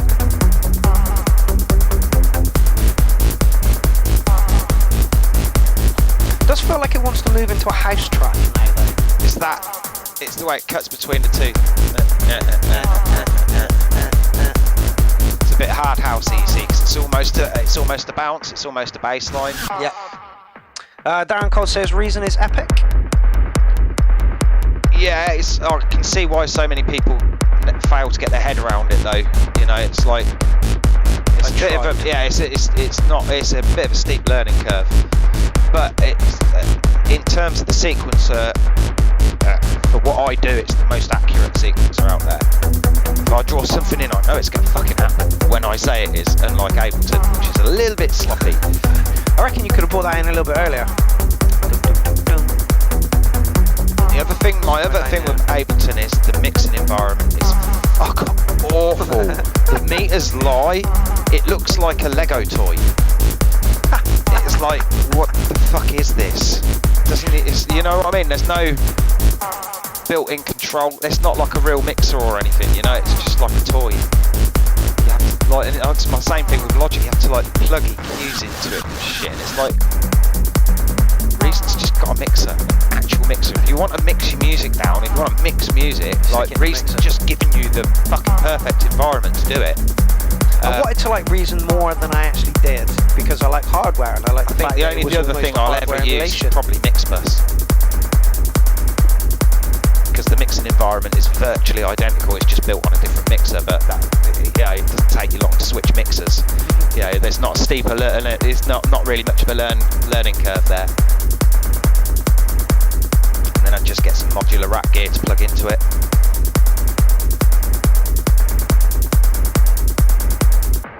Okay, so Stephen, you definitely had us at the beginning. I get the feeling you could have brought that melody in a little bit quicker. Is it a 4-minute track? It's a nice little trick. Yeah, if you think of your tracks like in 4 sections, at that 3rd section, you really want something to happen. Yeah. Yeah, like, especially if you've just been sort of quite gentle with your changes throughout the other 3. If you really want it to have impact, then you need to have saved something for that last section. I'm a big fan of this. It's called the golden section, basically. You've got the golden ratio, haven't you? So, like trying to obey that. So about 2/3 of the way through your track really is really where you want it to sort of somewhere around about there. Yeah, and I totally agree with you. Which is why I said you could have pulled that melody down a little bit here. Played with it a bit more and then pulled it back down again. But Stephen, awesome track. It kind of felt like it started off all techno and then maybe wanted to go a little bit housey. Try and stay on target and make them like Jim says on the 2/3 part of the track, really fucking give it some beans. Really give it some beans. Or there's got to be something there, it's a change or a lead line, an acid line, something just and really glitch the fuck out of it. There's nothing wrong with glitching the fuck out of it. But again, competent track, Stephen. I'm going to give you 8 cats on that one. There's definitely going to be some awesome fucking tracks coming from you. There really is. All right. Just remember, if you're going to use a sound all the way through the track, make it do different things. Then you've got to introduce some sort of movement to it. Yeah. I 100% agree with that. And like I just becomes repetitive, and that includes your kicks. If you're not doing something with your kicks every now and then, like every 4 bars or something, some kind of something variation in there, then people are going to get kind of bored without knowing why they're getting bored. Yeah, again, the dance floor subconsciously will pick up on this shit. Yeah. Okay, next up I Am Maniac and Acid Tech. Sounds like you've got a lot of mud in this mix.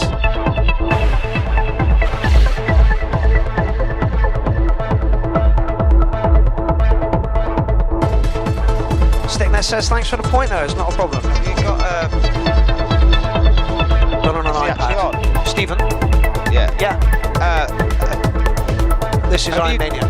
Yeah, have you got stereo effects on that kick drum? It's the kick drum moving left to right. It's seriously coming in and out here, like, over time. Marios is indeed on. I've seen his name. There he is.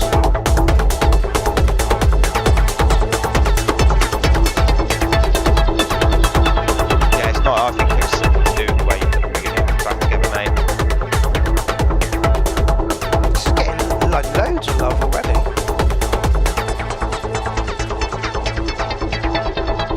Sounds a bit muddy. I don't know if muddy's the right word, but it sounds a bit muffled. Distant. It can happen when you're putting a lot of reverb on everything. Quite a distant mix, especially like what you got to think of is when you're putting reverb on something, what you're actually doing is you're forcing it into the distance despite the level that it's at. So you might bring the sound closer, but you'll still put it further back in the mix as soon as you put that reverb on it. You've got to think about the length of your sounds if you want them to stand out in a mix. Then the short sounds are the things that will always cut through the mix.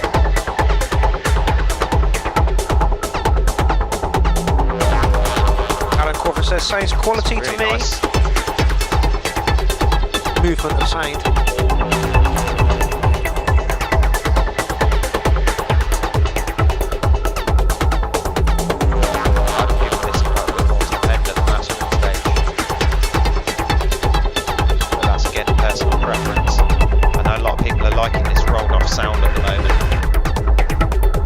Maybe that's why I'm thinking it's a bit muddy, just because the highs are not quite as high as they should be. Well, you say as they should be, but that's again as personal taste dictates. Because you're like me, you're a techno head, so used to that techno production with those nice, loud, cut-in hi-hats and stuff. And that's not actually the style for a lot of people these days.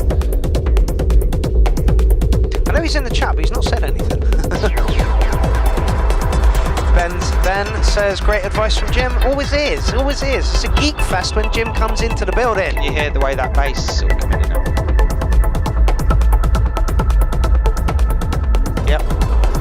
Swelling. Yeah, it's swelling in and out, and I don't know if that's because it's not a good idea to put stereo effects on bass at all. Can lead to funny effects when you mono-sum it on rigs, depending on how it's mono-summed, and also if you want to put it on vinyl, it won't play. If the bass moves left or right at all, anything under 140 Hz moving left and right will cause the needle to skip. Oh, really? Yeah, straight off the bat, because you'll get a big bulge on one side of the groove. And this is why I'm a great fan of mixing WAVs.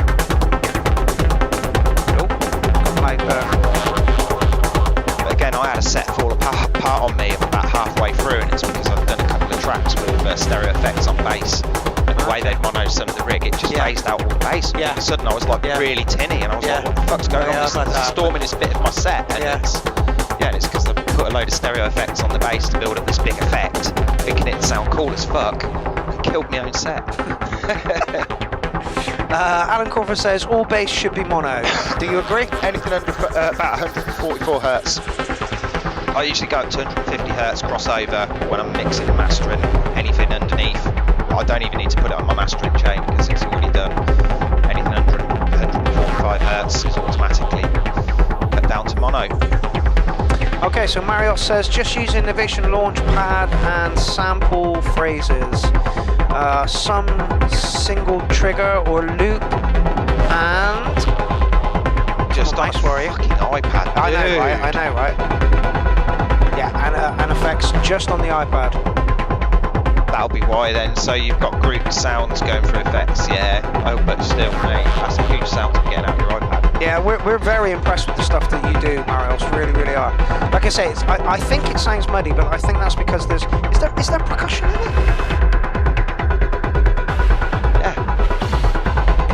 It's percussive synthesizer work, isn't it? Ah, yes. Yeah, rather than like hi-hats and stuff. No, there's hi-hats in there. They're so low down. I'd bring them up in the mix a little bit. Oh, I had to put a score on for that one. I think I'm going to give you a 707 on that one, fella. I think you got to go higher than that. It's done on a fucking iPad, dude. All right, well, it's an 8. Fucking hell. Yeah. It's an 8. Collectively, from me and Jim, you got an 8. What would I do? I'd hire up those... See, like immediately, the first thing you notice after listening... Clarity. Yeah.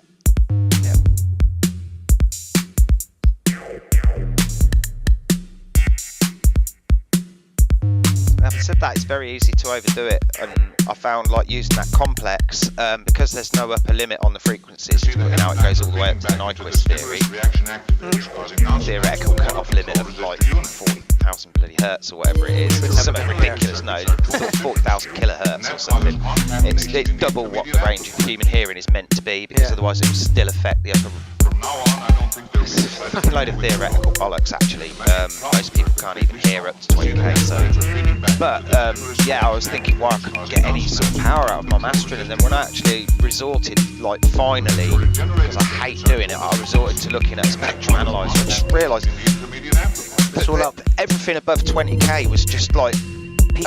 Up here, it's all at the same level as everything else. It's just like, oh my...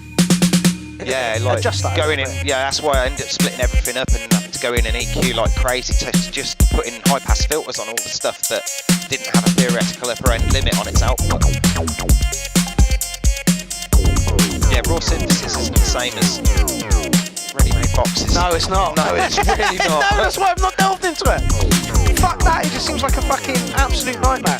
Fair play to you people who can do it.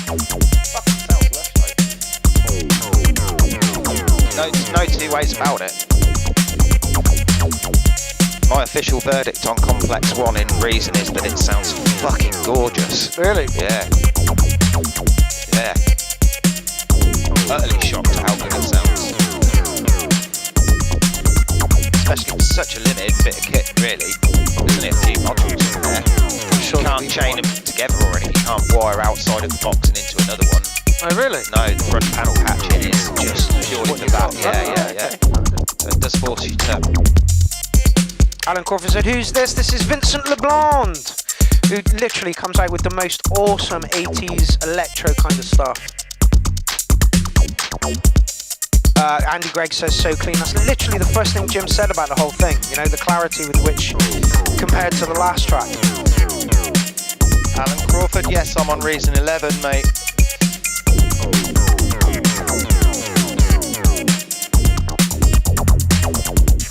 Vincent LeBlanc. Morgan, I've just put a link up in the comment section.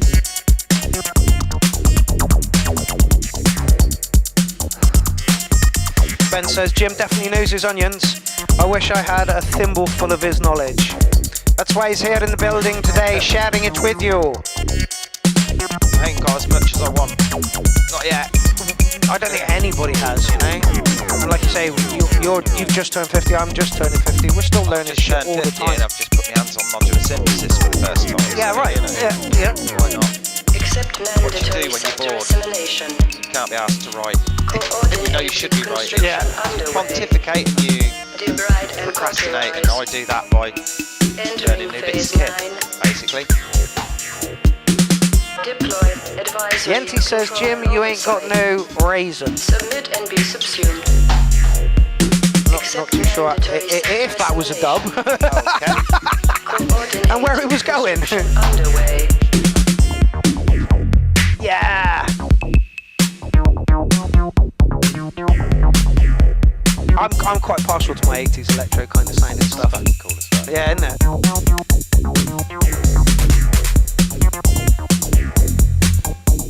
It's that dirty little.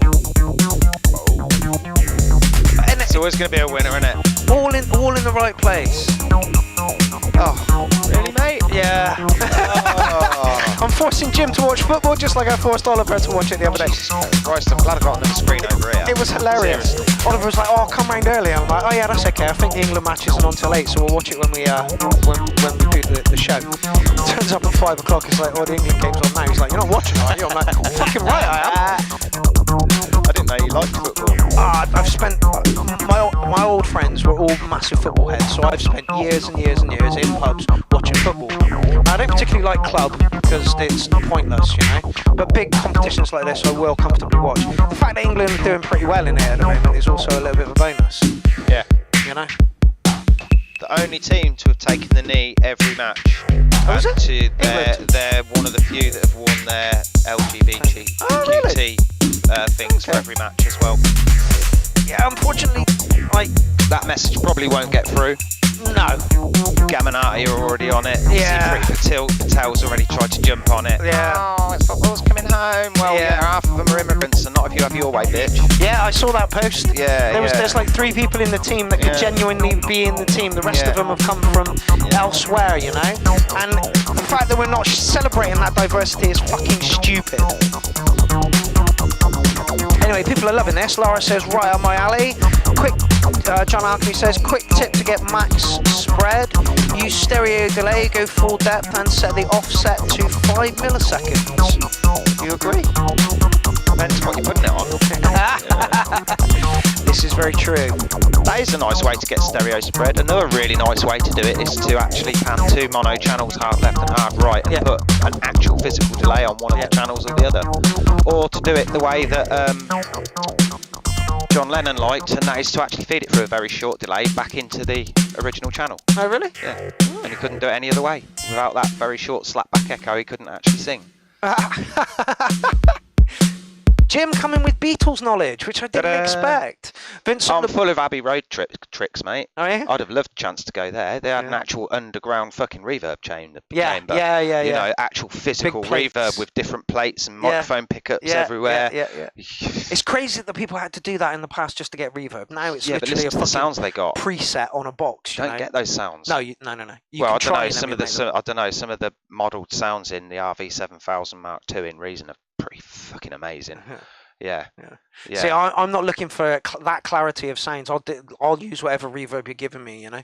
But there are some absolutely beautiful reverbs out there. Yeah. I'm going to give you an 8.5 on that track, fella. That was possibly the nicest piece of electro you've put our way so far. That was bloody lovely. Yeah, my favourite bit that you've really put in. Really nice bit of production as well. Yeah, honestly, he's so good at what he does. Yeah, so solid 8 on that one, fella. A little bit more underground, and you're going to get over a 9 from me comfortably. But don't change your style just to please me. That's just fucking stupid. Don't go changing. Not a thing. To try and please him. Okay, next up we have the mark of a new era. Divine Masculine. Yeah. The never-ending kingdom. The anthem of the undefeated. The March of Justice.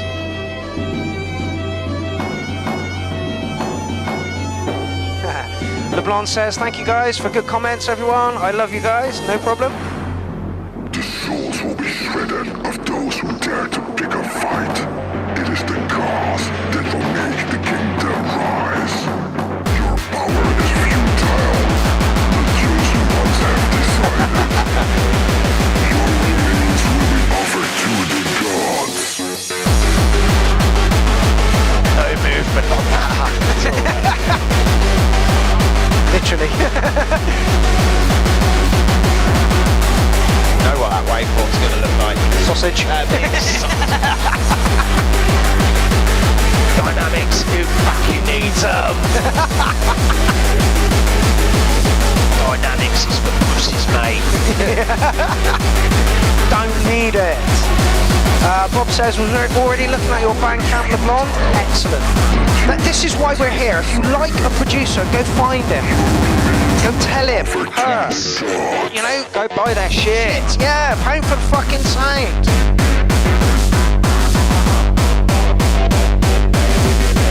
Ticks all the boxes, doesn't it? It really does. Let's see where he's going to go with it. Is it really not? Just keep doing that, innit? That thing with hardcore. Space Beast says track of the night. I'm going to say hardcore track of the night.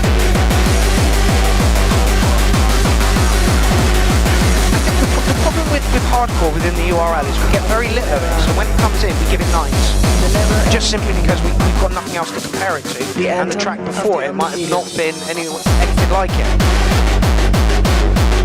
This is well done.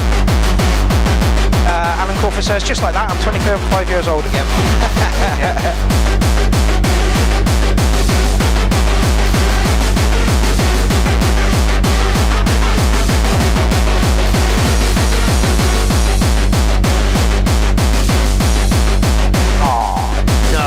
No.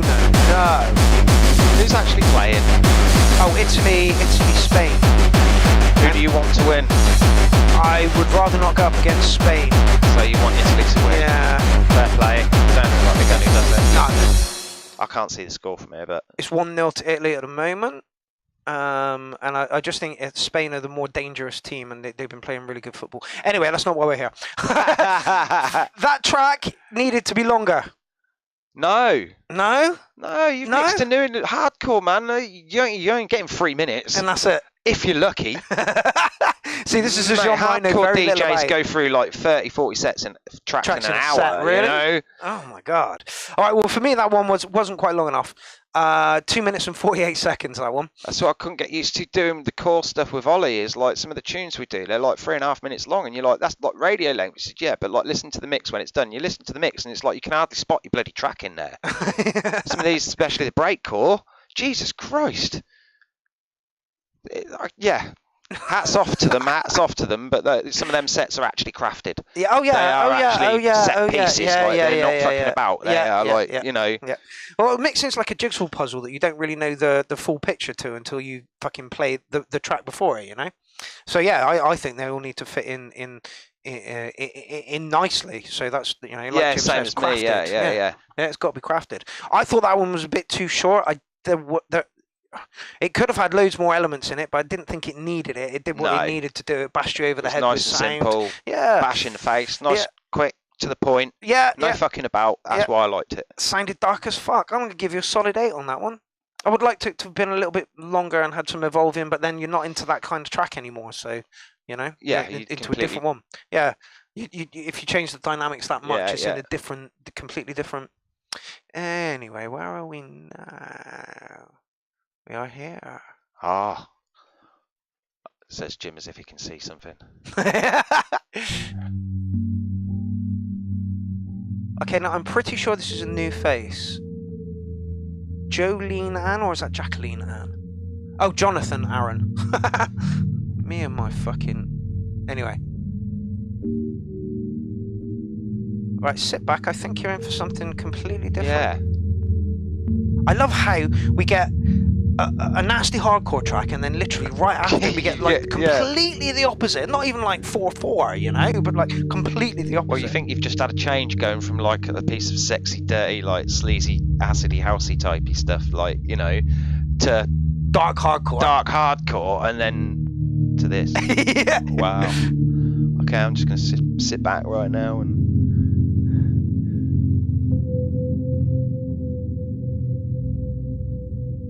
Don't be another soundscape.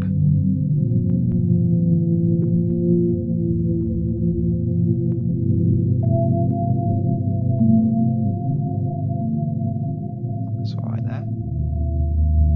There's some serious bass in that, mate. If you turn that up, that's gonna go. I'm wondering if we're gonna get a kick drum at all. I don't think we are. I think this is what we're gonna get. Yeah.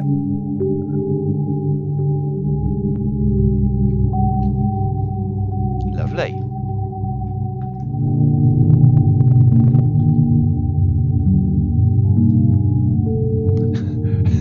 Yinty says hush. Okay, fine. Cosmic frequencies. My pill's just kicked in. Where am I? Mate, you just kicked in at the wrong moment. Yeah. What you want to do is drop your pills about an hour before we go on. Yeah. Anyway, I'm going to shut up and you can listen to this.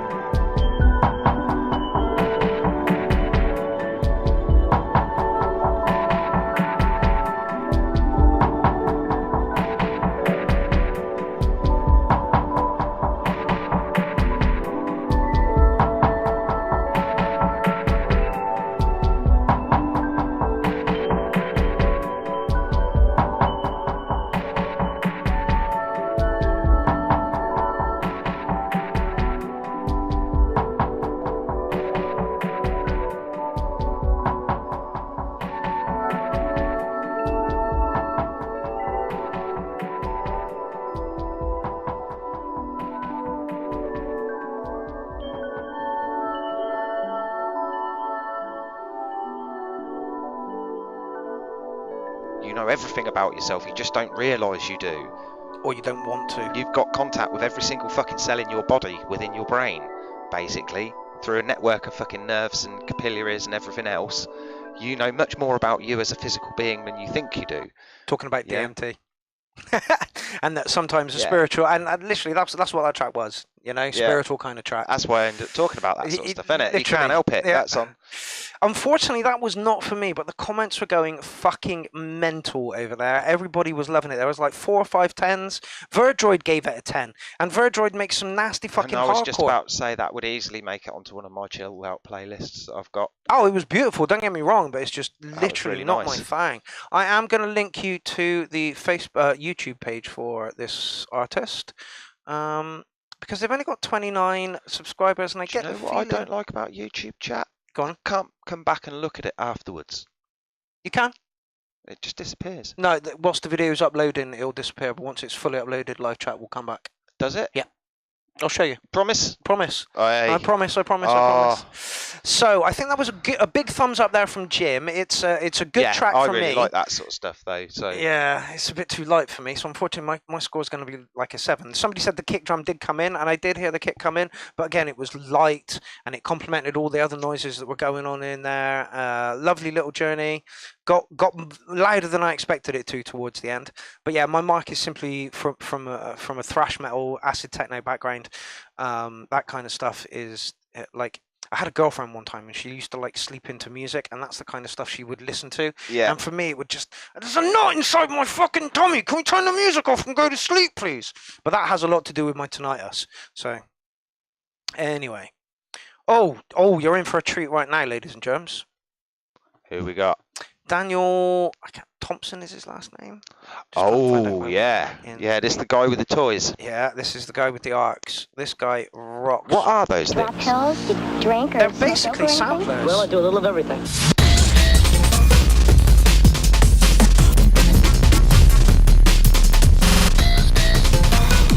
I can't wait for this guy's set at Clown Fest.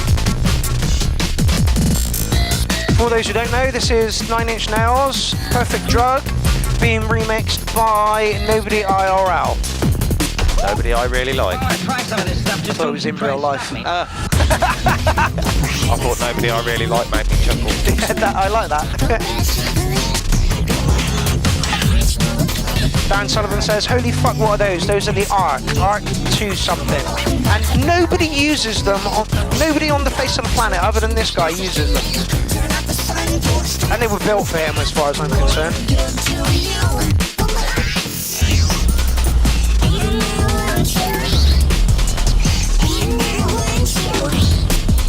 Okay, so Nobody RL says, the Nin remix, I took the stems, converted to MIDI, then run vocals into MIDI patterns in a vocoder. Drums are partly pre-written, backing layers, and mostly improvised. All effects are improvised.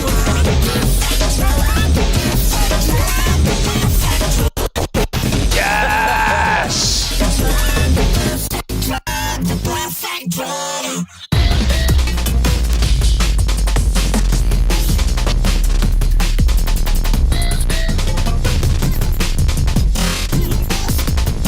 Looking to get fucked up?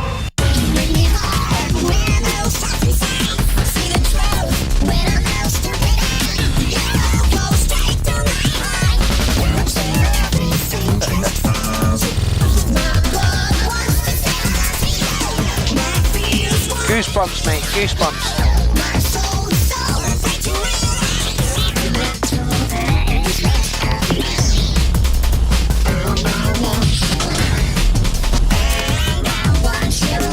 You literally, dude, I've got your shit together. The dude was using a circuit a few years back, and then he got the Arc. And honestly, the stuff that he was doing on the circuit was pretty impressive. Shit he's doing on the Arc is fucking unbelievable. Yes, Will, that is his main selling point as well. Fascinating to watch. Like, we shut up and we're like this. Just watching. Yeah. Fucking brilliant. Same as all of his videos. Yeah, Brilliant. Yeah.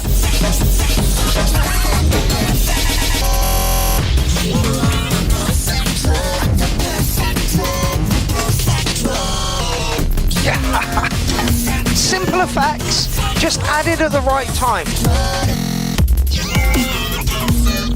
is sick as fuck. Yeah. Winner.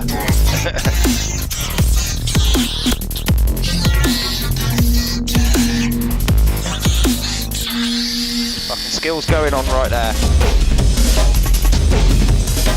Like, this dude must know where every fucking sample is. Say the other day that he hasn't had these long. No, he hasn't had them that long. Well, he had one for a little while and then he bought another one to go with it. Honestly, mate, the stuff that you're churning out at the moment, we are digging. No, don't tell me it's over. Oh, brilliant. Dude, I don't care what you've got as a backing track, I don't care what you're fucking hitting as a sample live, this stuff kicks ass. It's fucking wicked. Yeah, literally. And it's good to watch as well. Yeah, you literally have the whole package going on for a performer, mate, you really do. It shows what you can do with just 2 pieces of shit gear. well, 3. Oh yeah, the MIDI controller. He had it going through an electrode at one point. Yeah, he had it going through electrode, so he was using the FX section from the electrode to affect it. Now he's got it all set up in Ableton to affect it as well. So honestly, he's gone from strength to strength. Oh, so this is all hooked up to a computer? Yeah. Ah, that makes more sense. I thought this was all internal running off those things, you see. Some of it is. Some of it is, yeah, some of it is for sure. Only the effects are coming from Ableton, I believe, and the backing drums. The rest of it is all unbelievable work, unbelievable work. I'm sure he'll correct me if I'm wrong. Without you, everything falls apart. Without you, it's not as much fun to pick up the pieces.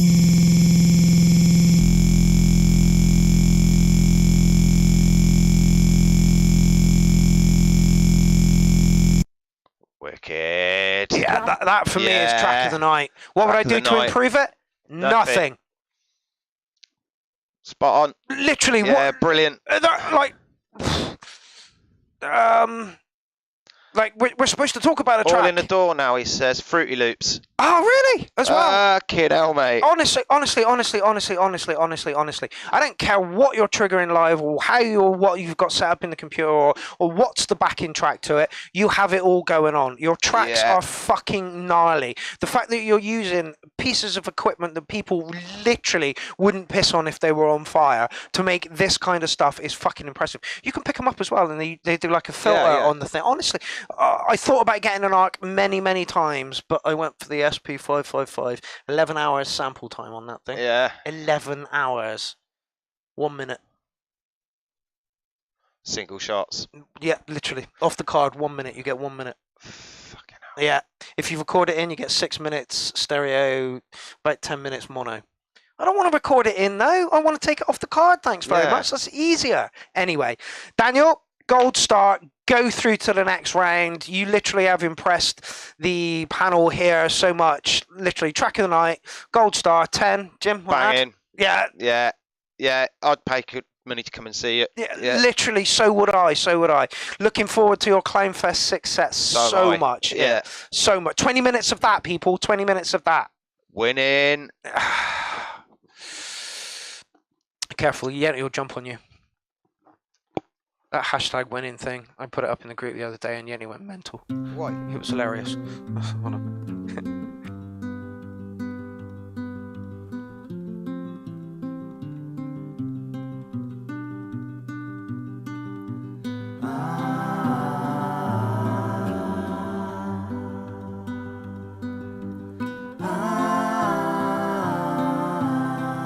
Anyway, I'd just like to explain that to Jim.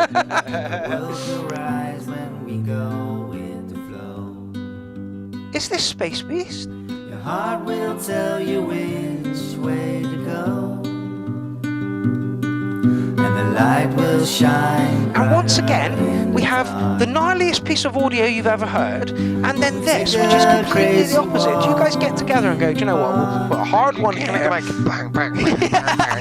We don't know anything, and we know it all. Vocals are a touch loud, Space Beast. The rest of the track kind of sits a little lower than the vocals. That's what you want. Is it? Oh, okay.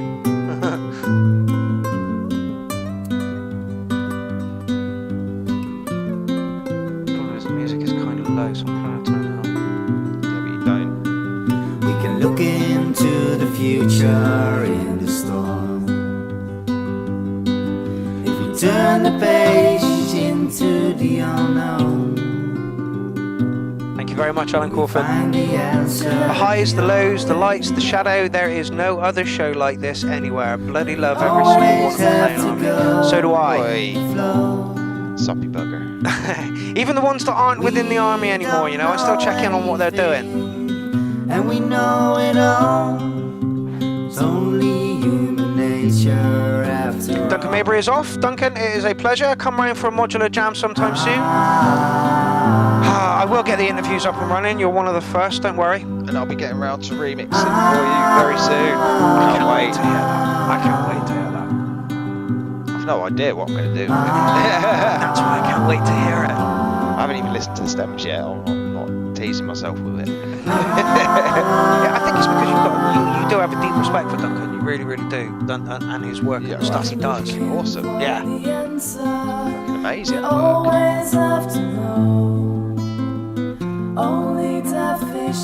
Am I hearing Fleetwood Mac here or something very similar? When you're looking for the answer, you always have to know. I was almost going to go, it's blowing in the wind, my friend. Yes. Very different. Yeah, dude, was not expecting that. I was like, oh no, another Space Beast track. He's gonna do a 20-minute fucking piece, which we've got to pick 4 minutes out of, and try and objectively mark a noisescape. You've written a track. Not only have you written a track, but it sounds so much like something else we've heard before, that we're coming out with. Oh, it sounds like this. It sounds like that. You know, blowing in the wind, Carpenters or something. I'm shocked. Yeah. Literally not my thing, but I'm going to give you a solid 8 on it. Simply because it was way more together than anything else you've ever put in, you know? Alan Crawford says The Birds, beautiful, gives it 10 cats. Eric Lewing gives it 9.5 cats. Rando says Simon and Garfunkel, you bellend. Yeah. No, not Simon and Garfunkel. No, Blowing in the Wind ain't Simon and Garfunkel, is No. it? It's Bob Dylan. Yes, I was going to say the Beatles. Honestly, my musical knowledge is not great. Don't fucking test me. Please don't fucking test me. Space Beast has given us a heart. Dude, that was lovely. That was totally lovely and beautiful. Really unexpected. Like, totally unexpected. Like, a mix between that and your usual stuff, and you're going to get 8s every time, you know? Just, right? Like, soundscapes or folk with a music. soundscape? No, nothing wrong with a soundscape. You've got one. Mine on there. Yeah. Very true, very true. But yeah, awesome track, my man. Awesome track. Where are we going? We are going... Morgan Juniper is up next. I baited Paul Hellier to put something in, and he just said no. I know. It's a real disappointment, because we really like Paul Hellier's techno. I tried to say that my techno mess is worse than his techno mess, and it didn't bite. Anyway, MJ Hellraiser, let me just check where we are in the thread. Oh, 4 more. 5 more minutes. Oh, easily, but dead by 10. Oh, I didn't spot the donuts. They're there. You can have one. Staring me in the face. More sugar. Just what I need. Well, I've kind of stopped drinking fizzy drinks, so I need some sort of rush through the fucking show, you know? Oh, a bit loud.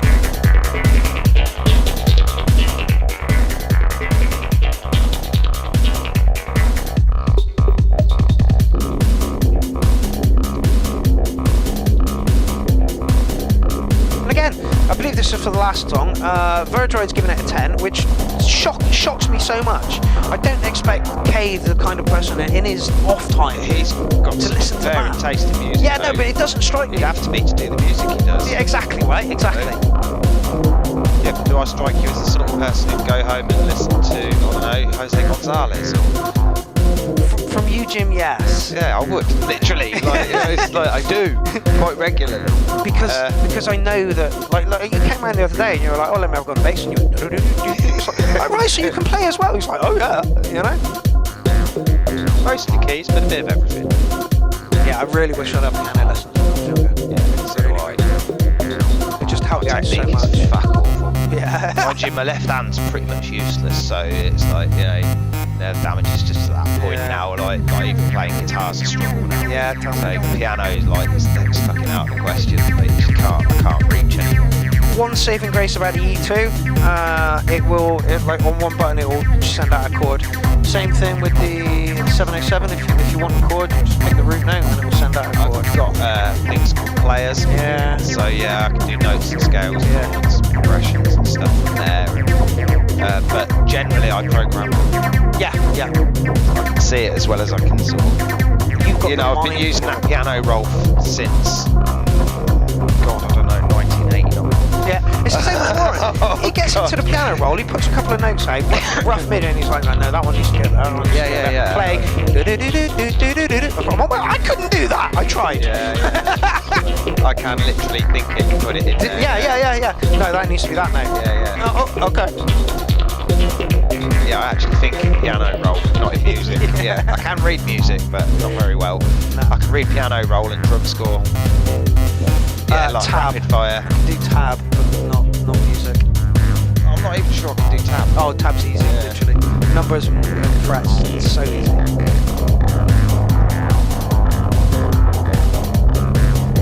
It's a bit too sci for me, Morgan.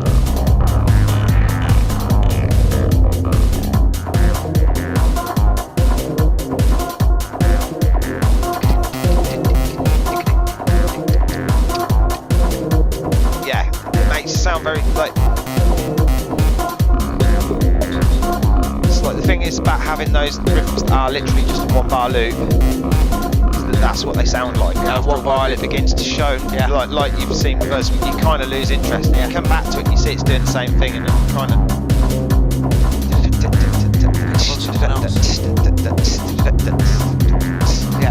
Yeah. See, variation is really badly.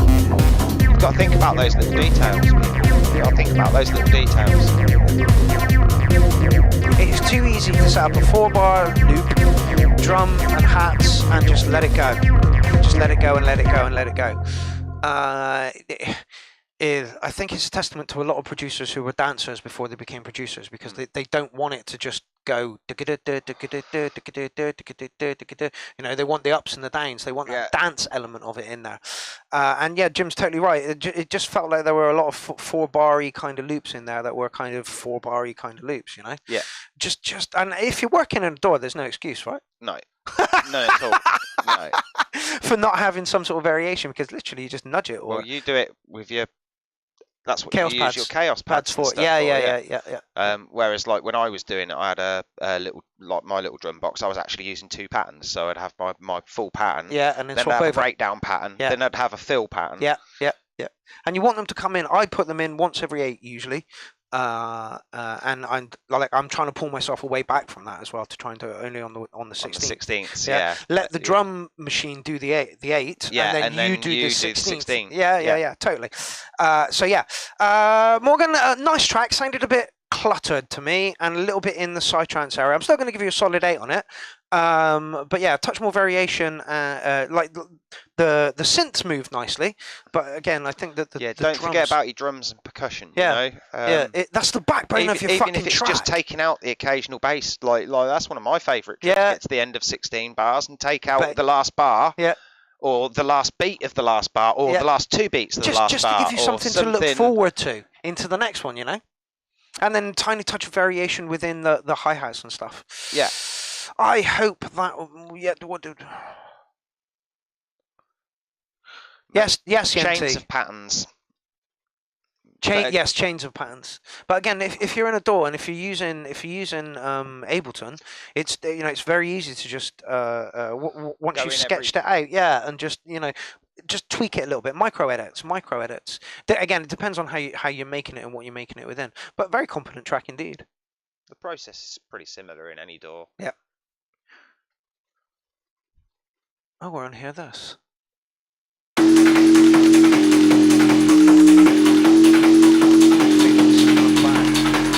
Right, let's just get this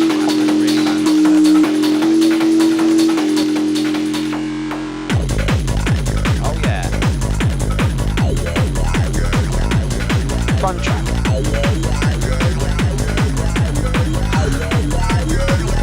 Mark, yes, Yente. Where's the triplets? I'm going to say that Morgan's track sounded very psytrance within the synth lines, maybe not within the drum lines. If you're saying all psytrance has to have triplets, is that the case? There we go. And Jim knows what he's talking about. I fucking don't. Really, I suppose.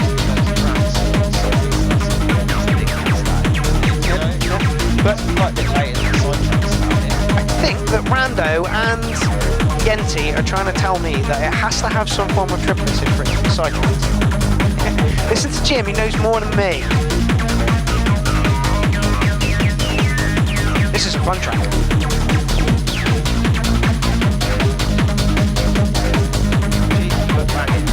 Yeah. Sorry, Matt, if you're watching, which I doubt.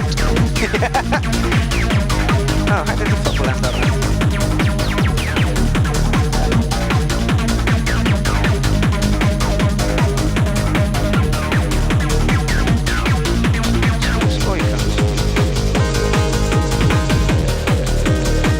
Just show us the score and let's get it over with.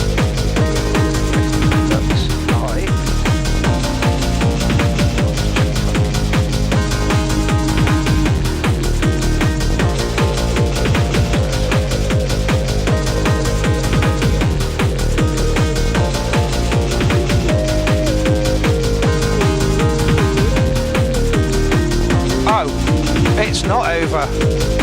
It's 1-1, which means we get half an hour of extra time and then penalties. I'm not loving the track. Unfortunately, I like that better. Says he only uses triplets when he wants to. Good on you, chap. Right, I didn't like it sounded like pop tune here. Now it's got that bite back to it. Pop back. It's like pop, I'm not keen on that at all.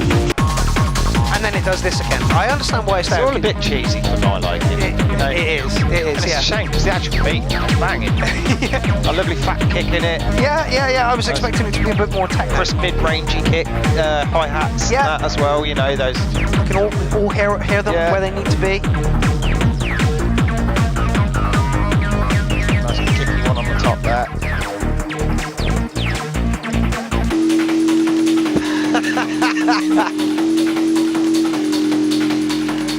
But I'm just going to change.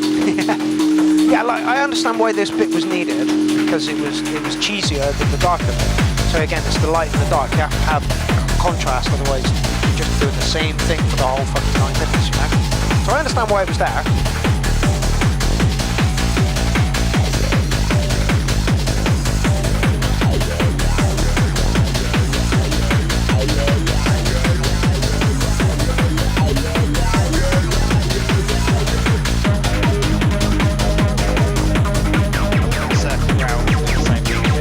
Yeah.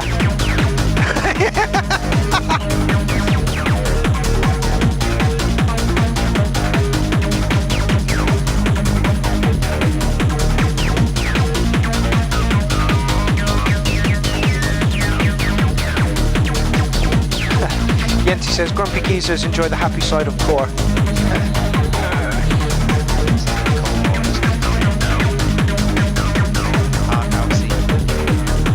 The Invisible Woman's back.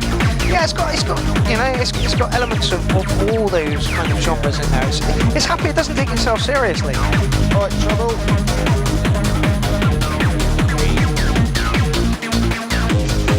It does exactly what it needs to do. It's happy. Doesn't take itself too seriously whilst being well crafted at the same time. I don't know, they're going round twice. Yeah, I was going to address that. There is, I mean, he's done different things with it.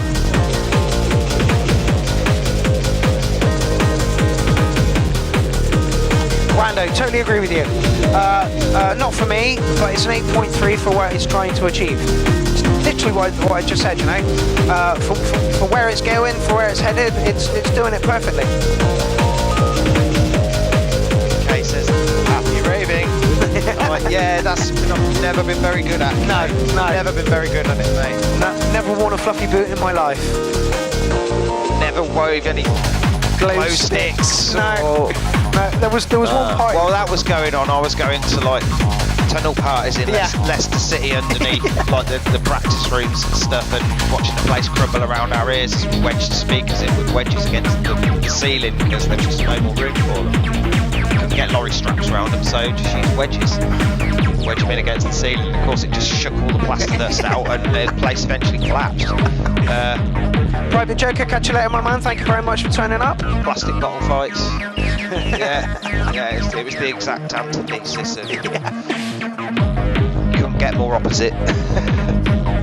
Happy hardcore and happy raving. No. Again, like Rando said, it's not for me, but what it's trying to achieve, it's achieved really, really well. Somebody said they didn't like the high-pitched whine noise, lead noise, and that can be changed for something else. Again, once you're into that territory, it's a completely different track. Yeah. Oh. And we can hear the football. Yeah. So, whoops, sorry about that. So we've had a quiet commentary all the way through the last sort of hour of the show. Whoops, do apologise about that. So that was Buzzing 156. Like it didn't appeal to us because it was too happy, and we are grumpy geezers. You know, you don't write happy songs when you live in a cave. It's you know, like we both live in we live in very small, abodes that, and it's not happy and it's not beautiful, and and that's the music that comes out of it. I guess this guy is much happier about himself than we are. Yeah, I guess I just got caught up in my teens and I'm not out of the rebellious phase, so I've read still, there's still plenty to rebel against, in my opinion, in this country. So yeah, my music reflects that. Well, I read something the other day that said that past your teens, your music style doesn't change, or it doesn't. Shit. Okay, what was I listening to when I was 18? Guns N' Roses. I'm glad mine changed a little. No, I wasn't. I never did like them. Thankfully. I did. No. I didn't like it. I quite like a lot of the music I listened to when I was in my teens, but it's all not aged very well, I think, for the most part. Pearl Jam. Apart from, I don't know, Mr. Bungle. Yeah. The first album, that's aged really well. You should check out Rage Against the Machine, obviously. First album. Their second never album. Change. Gash. Everything else after was gash. Yeah, it just got boring real quick. It didn't have the bite the old ones did. Oh, thank you. Yes, he has. He stinks to high heaven. Quick update on the hog. I got him out to show Jimmy Scavenger earlier. He's doing fine. He's very cute. He's got, He's ready to go. Yeah, oh yeah, he's definitely ready to go. We've cleared him of most of his mics. He's got one that I can't fucking reach. Jesus, Kay.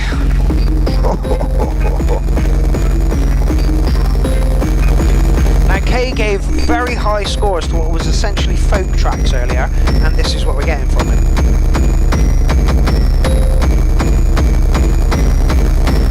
What do you write on, Kay?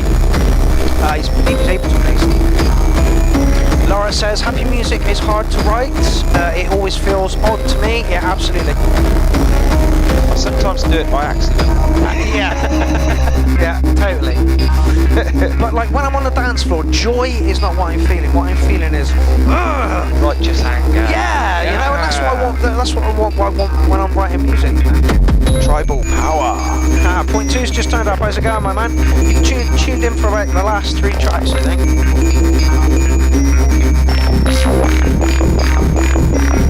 Yeah, 3. Okay, this is filthy. And it's got structure to it as well. It's not the typical. K stuff never is. It can be. It can be. Yeah. It can be. You need to get more stuff up on Bandcamp, mate, or get some of your stuff up on Bandcamp. The only stuff I found is what you released on that label. And a few tracks on YouTube. BK bought it. Hey, paying for the sign, sharing the love.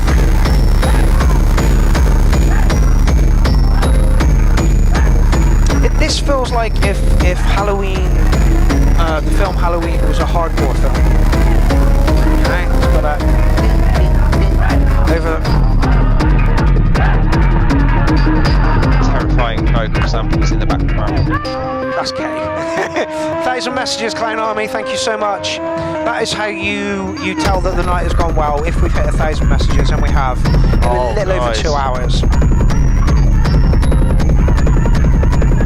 2.5 hours. Yeah, 2 hours 33 minutes. 2 hour show, he says. Yeah, I did try. It was your 30-minute special that threw us. So I'm going to make you play my soundscape then. Okay. You should do it to them. It's on the stick. I'll load it up. Okay, what can I say? Together track, touch minimal for me. Like I say, it felt like a Halloween. If Halloween had got attacked by a bunch of hardcore, that's what it sounded like to me. Jim? I like the way it moved. I like the way everything interfered with everything else. I like a bit of dirt and grit. And that definitely had spadefuls plenty of it. Digital distortion, sometimes you just can't beat a bit of it. That granular clicking and popping. So I'm going to give you a solid 8 on that one, Kay. Like it because it was thumping techno. Did feel a bit minimal, but I think that was the mood you were going for. Like I say, a Halloween-y sort of hardcore soundscape. It's well hard to mark your fucking tracks, mate. It really is, honestly. It falls within such a niche category. It's not even funny. Right, who is a niche market within a niche market. Yeah, Savage, right? Okay, so we've got some Asbestos Farmer coming up. After that, we have some John Alchemy. And then to finish the show off, we have Lara. So... With Trailhead, Salesforce is free. Nope. I'm going to play my soundscape as a sound out then. Yes, indeed. Oh, no, we'll play that. Oh, you actually go, you poor people. Sorry about this. And that was... Humans. Title track of the album I've done for Alex's label. That unfortunately won't be coming out till early next year, but... Hey, it's still another release that you can purchase from the Jimmy Scavenger. That'll be on Urban Deep Tracks. It'll go out on Beatport first. I think it has to go out exclusively for a month or 2 weeks or something on Beatport, but then it'll be available on Juno, which is a lot cheaper track source. Yeah, because they're the initial distributor, okay. So it'll get sent out from there. Yeah. I don't do the stuff for record labels for anything other than a bit of exposure and for the record labels themselves. If they get a few quid, then I'm putting in a lot more work than I am. People like Alex, Buchanan, Mark Neenan, John Connor, I don't think people realise the work they put into these smaller labels. Even like what you think of as the bigger guys, like say you take Henry, Dave the drummer, and all those guys, you know, a lot of them have still got jobs. Yeah. Chris Liv works in the pressing plant. Is it Laurie's pressing plant? It's just, it's even the big boys in this country ain't earning any money. Sure, it's got car. They are earning money, but most of it is coming from gigs. Not massive money. Yeah, it's not massive what money. People think of as the sort of money they should be earning. No. Get down! I tell you again!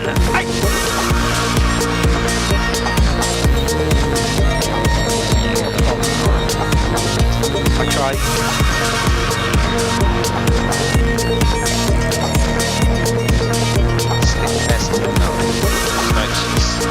Yeah, they're all over the place.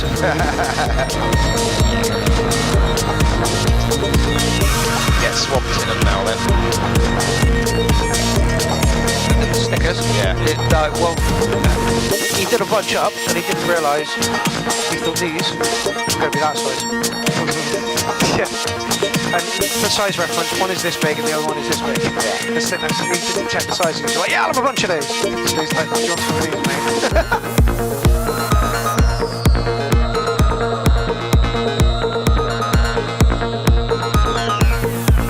Okay, says I've got a soundscape thingy ready for the next one. Last time I had a dirty dub hip hop. Now this tribe techno. Next is more far off than ever. Looking forward to it, Kay. I'm looking forward to it. Go for it. This one's been crafted well.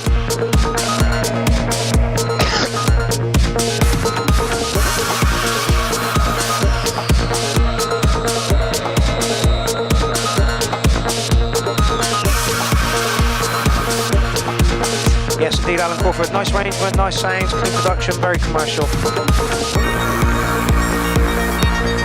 Who's this? This is, I'm not, his artist name is The Asbestos Farmer. He is playing Clownfest 6. I kind of think you could have brought that in earlier. That synth line here. Again, you're 2/3 way through the track. Here is where you want it to be really exciting.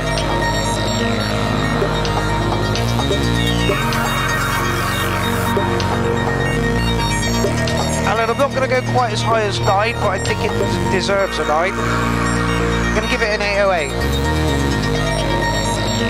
Yeah? Really not my kind of thing, but yeah, nicely produced. Personal taste on some summer, a bit more sounds a little bit lacking weight. I can agree with you on that one, Jim. But overall, nice production. All the sounds stood out nicely. Yeah, maybe a little bit sharp towards that section at the end. Yeah, yeah. I kind of like that though. It brought something else to the party, you know. I agree with you. That synth line could have done with a drop of that. Yeah, earlier on in the thing. Even if you then took it back down again. Yeah. To make it more crazy a little bit later on in the song.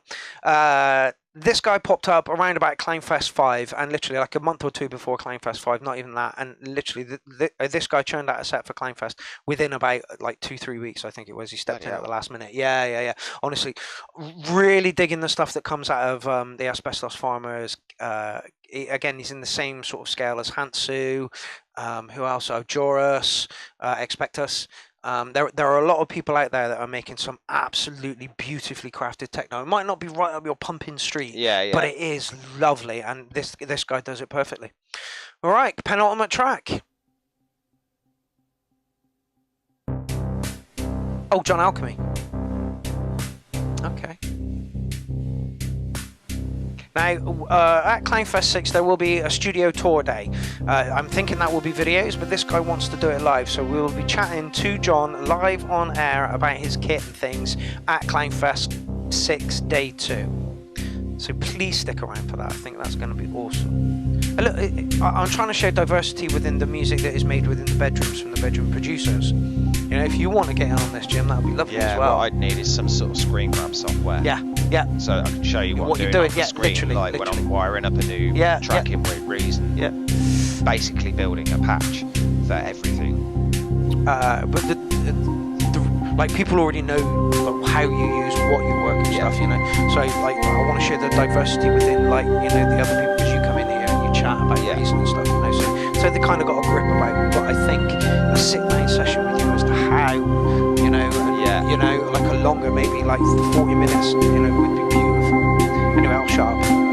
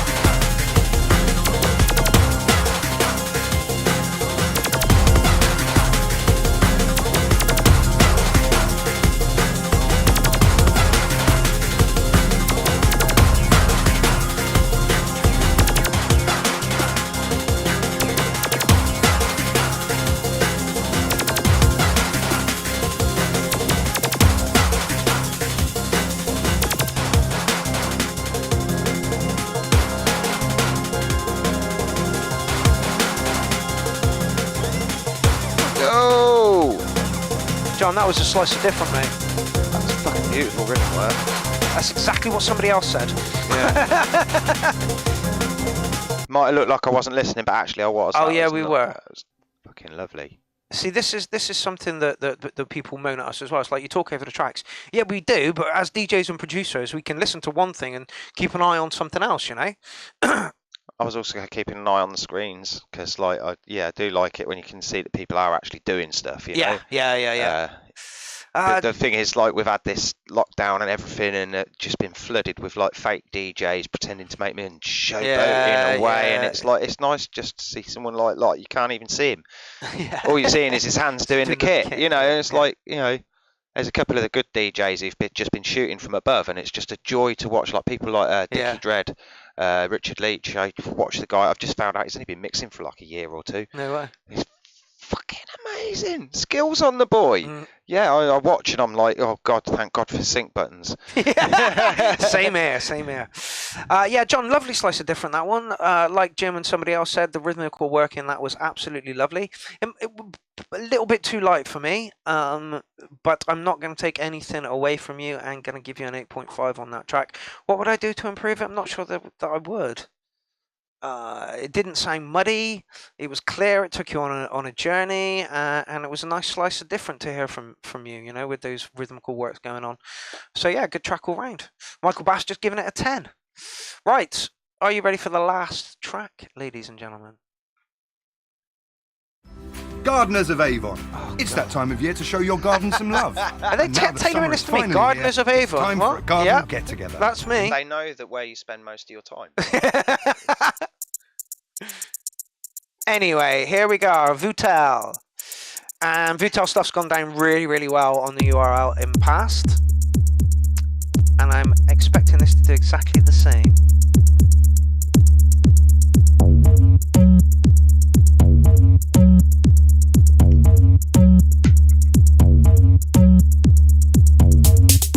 Football is still 1-1 with 10 minutes to go. Yeah, they are. Shit going on in rugby, do you? No. I'm just going to stop and massage my friend from the opposite team. My hair's hanging off. I'm going to get back in that scrum there. Yeah. Okay, mate. I'm not going to argue with you. It's only an eyebrow. Got number one.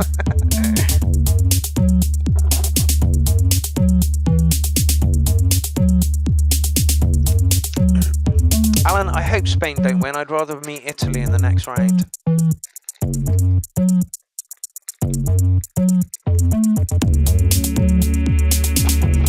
So glad I have no feelings whatsoever about football. You're lucky. The only feelings I have end with the fact that I'm quite impressed that you know they've carried on with taking the knee and wearing their pride things all the way through, and I'm like, yeah, good on you boys.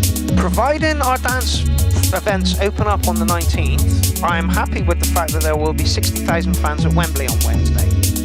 If it doesn't, then I may have some issues with it. That's the only problem I have with it. Our government, full stop. Yeah. Let's face it, we've got the worst bunch of corrupt cunts we've ever had in living memory. For any of us, certainly. Yeah. Talking to somebody the other day, you cannot get into politics, you cannot get into like high politics if you're a nice person. It's just, that's not how it happens. It doesn't matter if you're a diamond, you're still embedded in shit. Yeah. How many diamonds does it take to stop a piece of shit from still being a piece of shit? How many chances do we get of having that many diamonds at once? Not happening. Not happening. Not happening.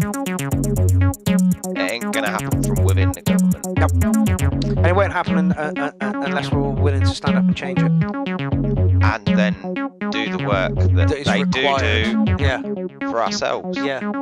This is where people get anarchy wrong. Yeah. You know, it's like, actually, if you want to be an anarchist, you have to fucking step up and play. Yeah. Put your money where your mouth is and do the fucking job yourself. Yeah.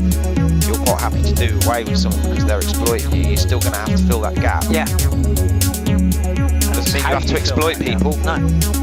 Well, that's not what I'm saying. No. But they still did a job. Yep.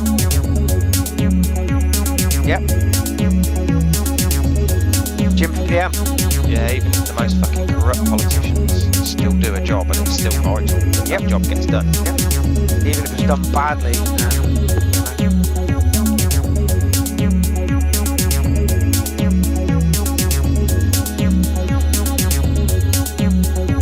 And we're back to getting enough diamonds into a piece of shit again, aren't we?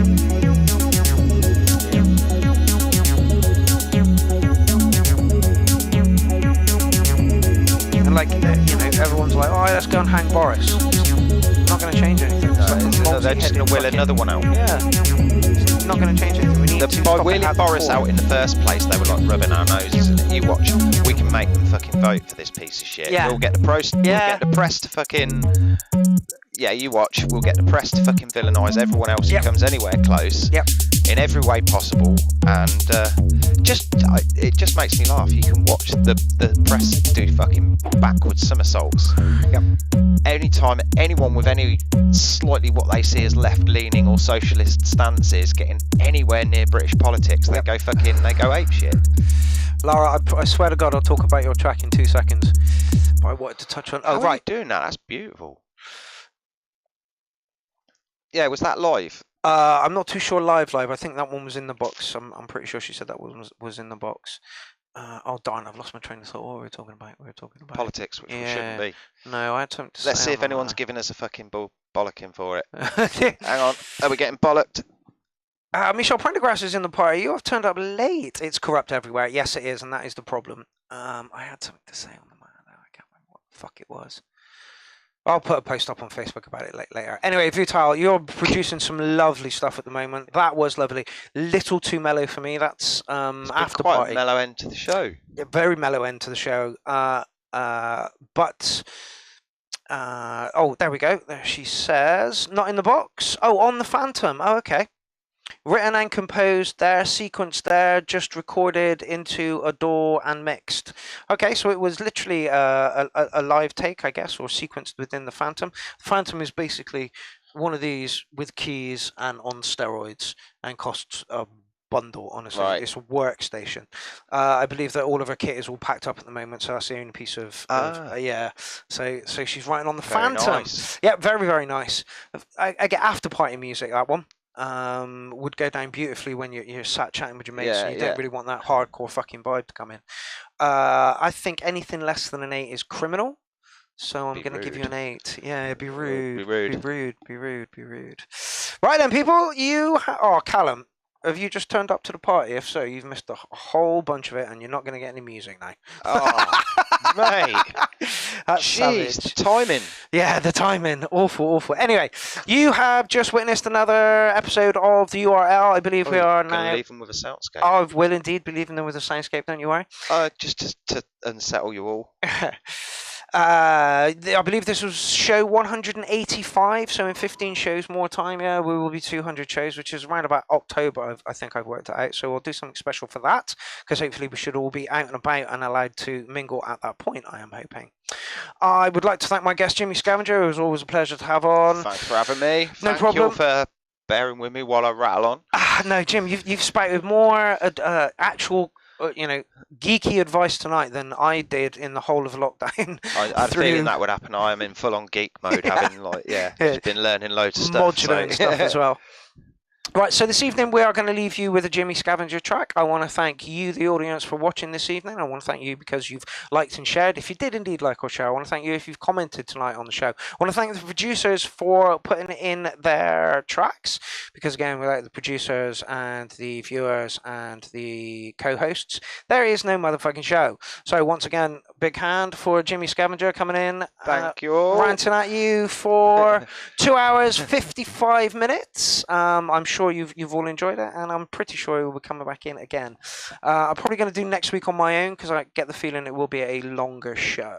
Anyway, that's that. Right. Yeah. Adios, amigos. Our contractual obligations are over. Amiguettes. Nice. So yeah, our contractual obligations are over, and we are now going to go... I'm going to have a fucking wee and probably drink some coffee. Right, we'll see you next week.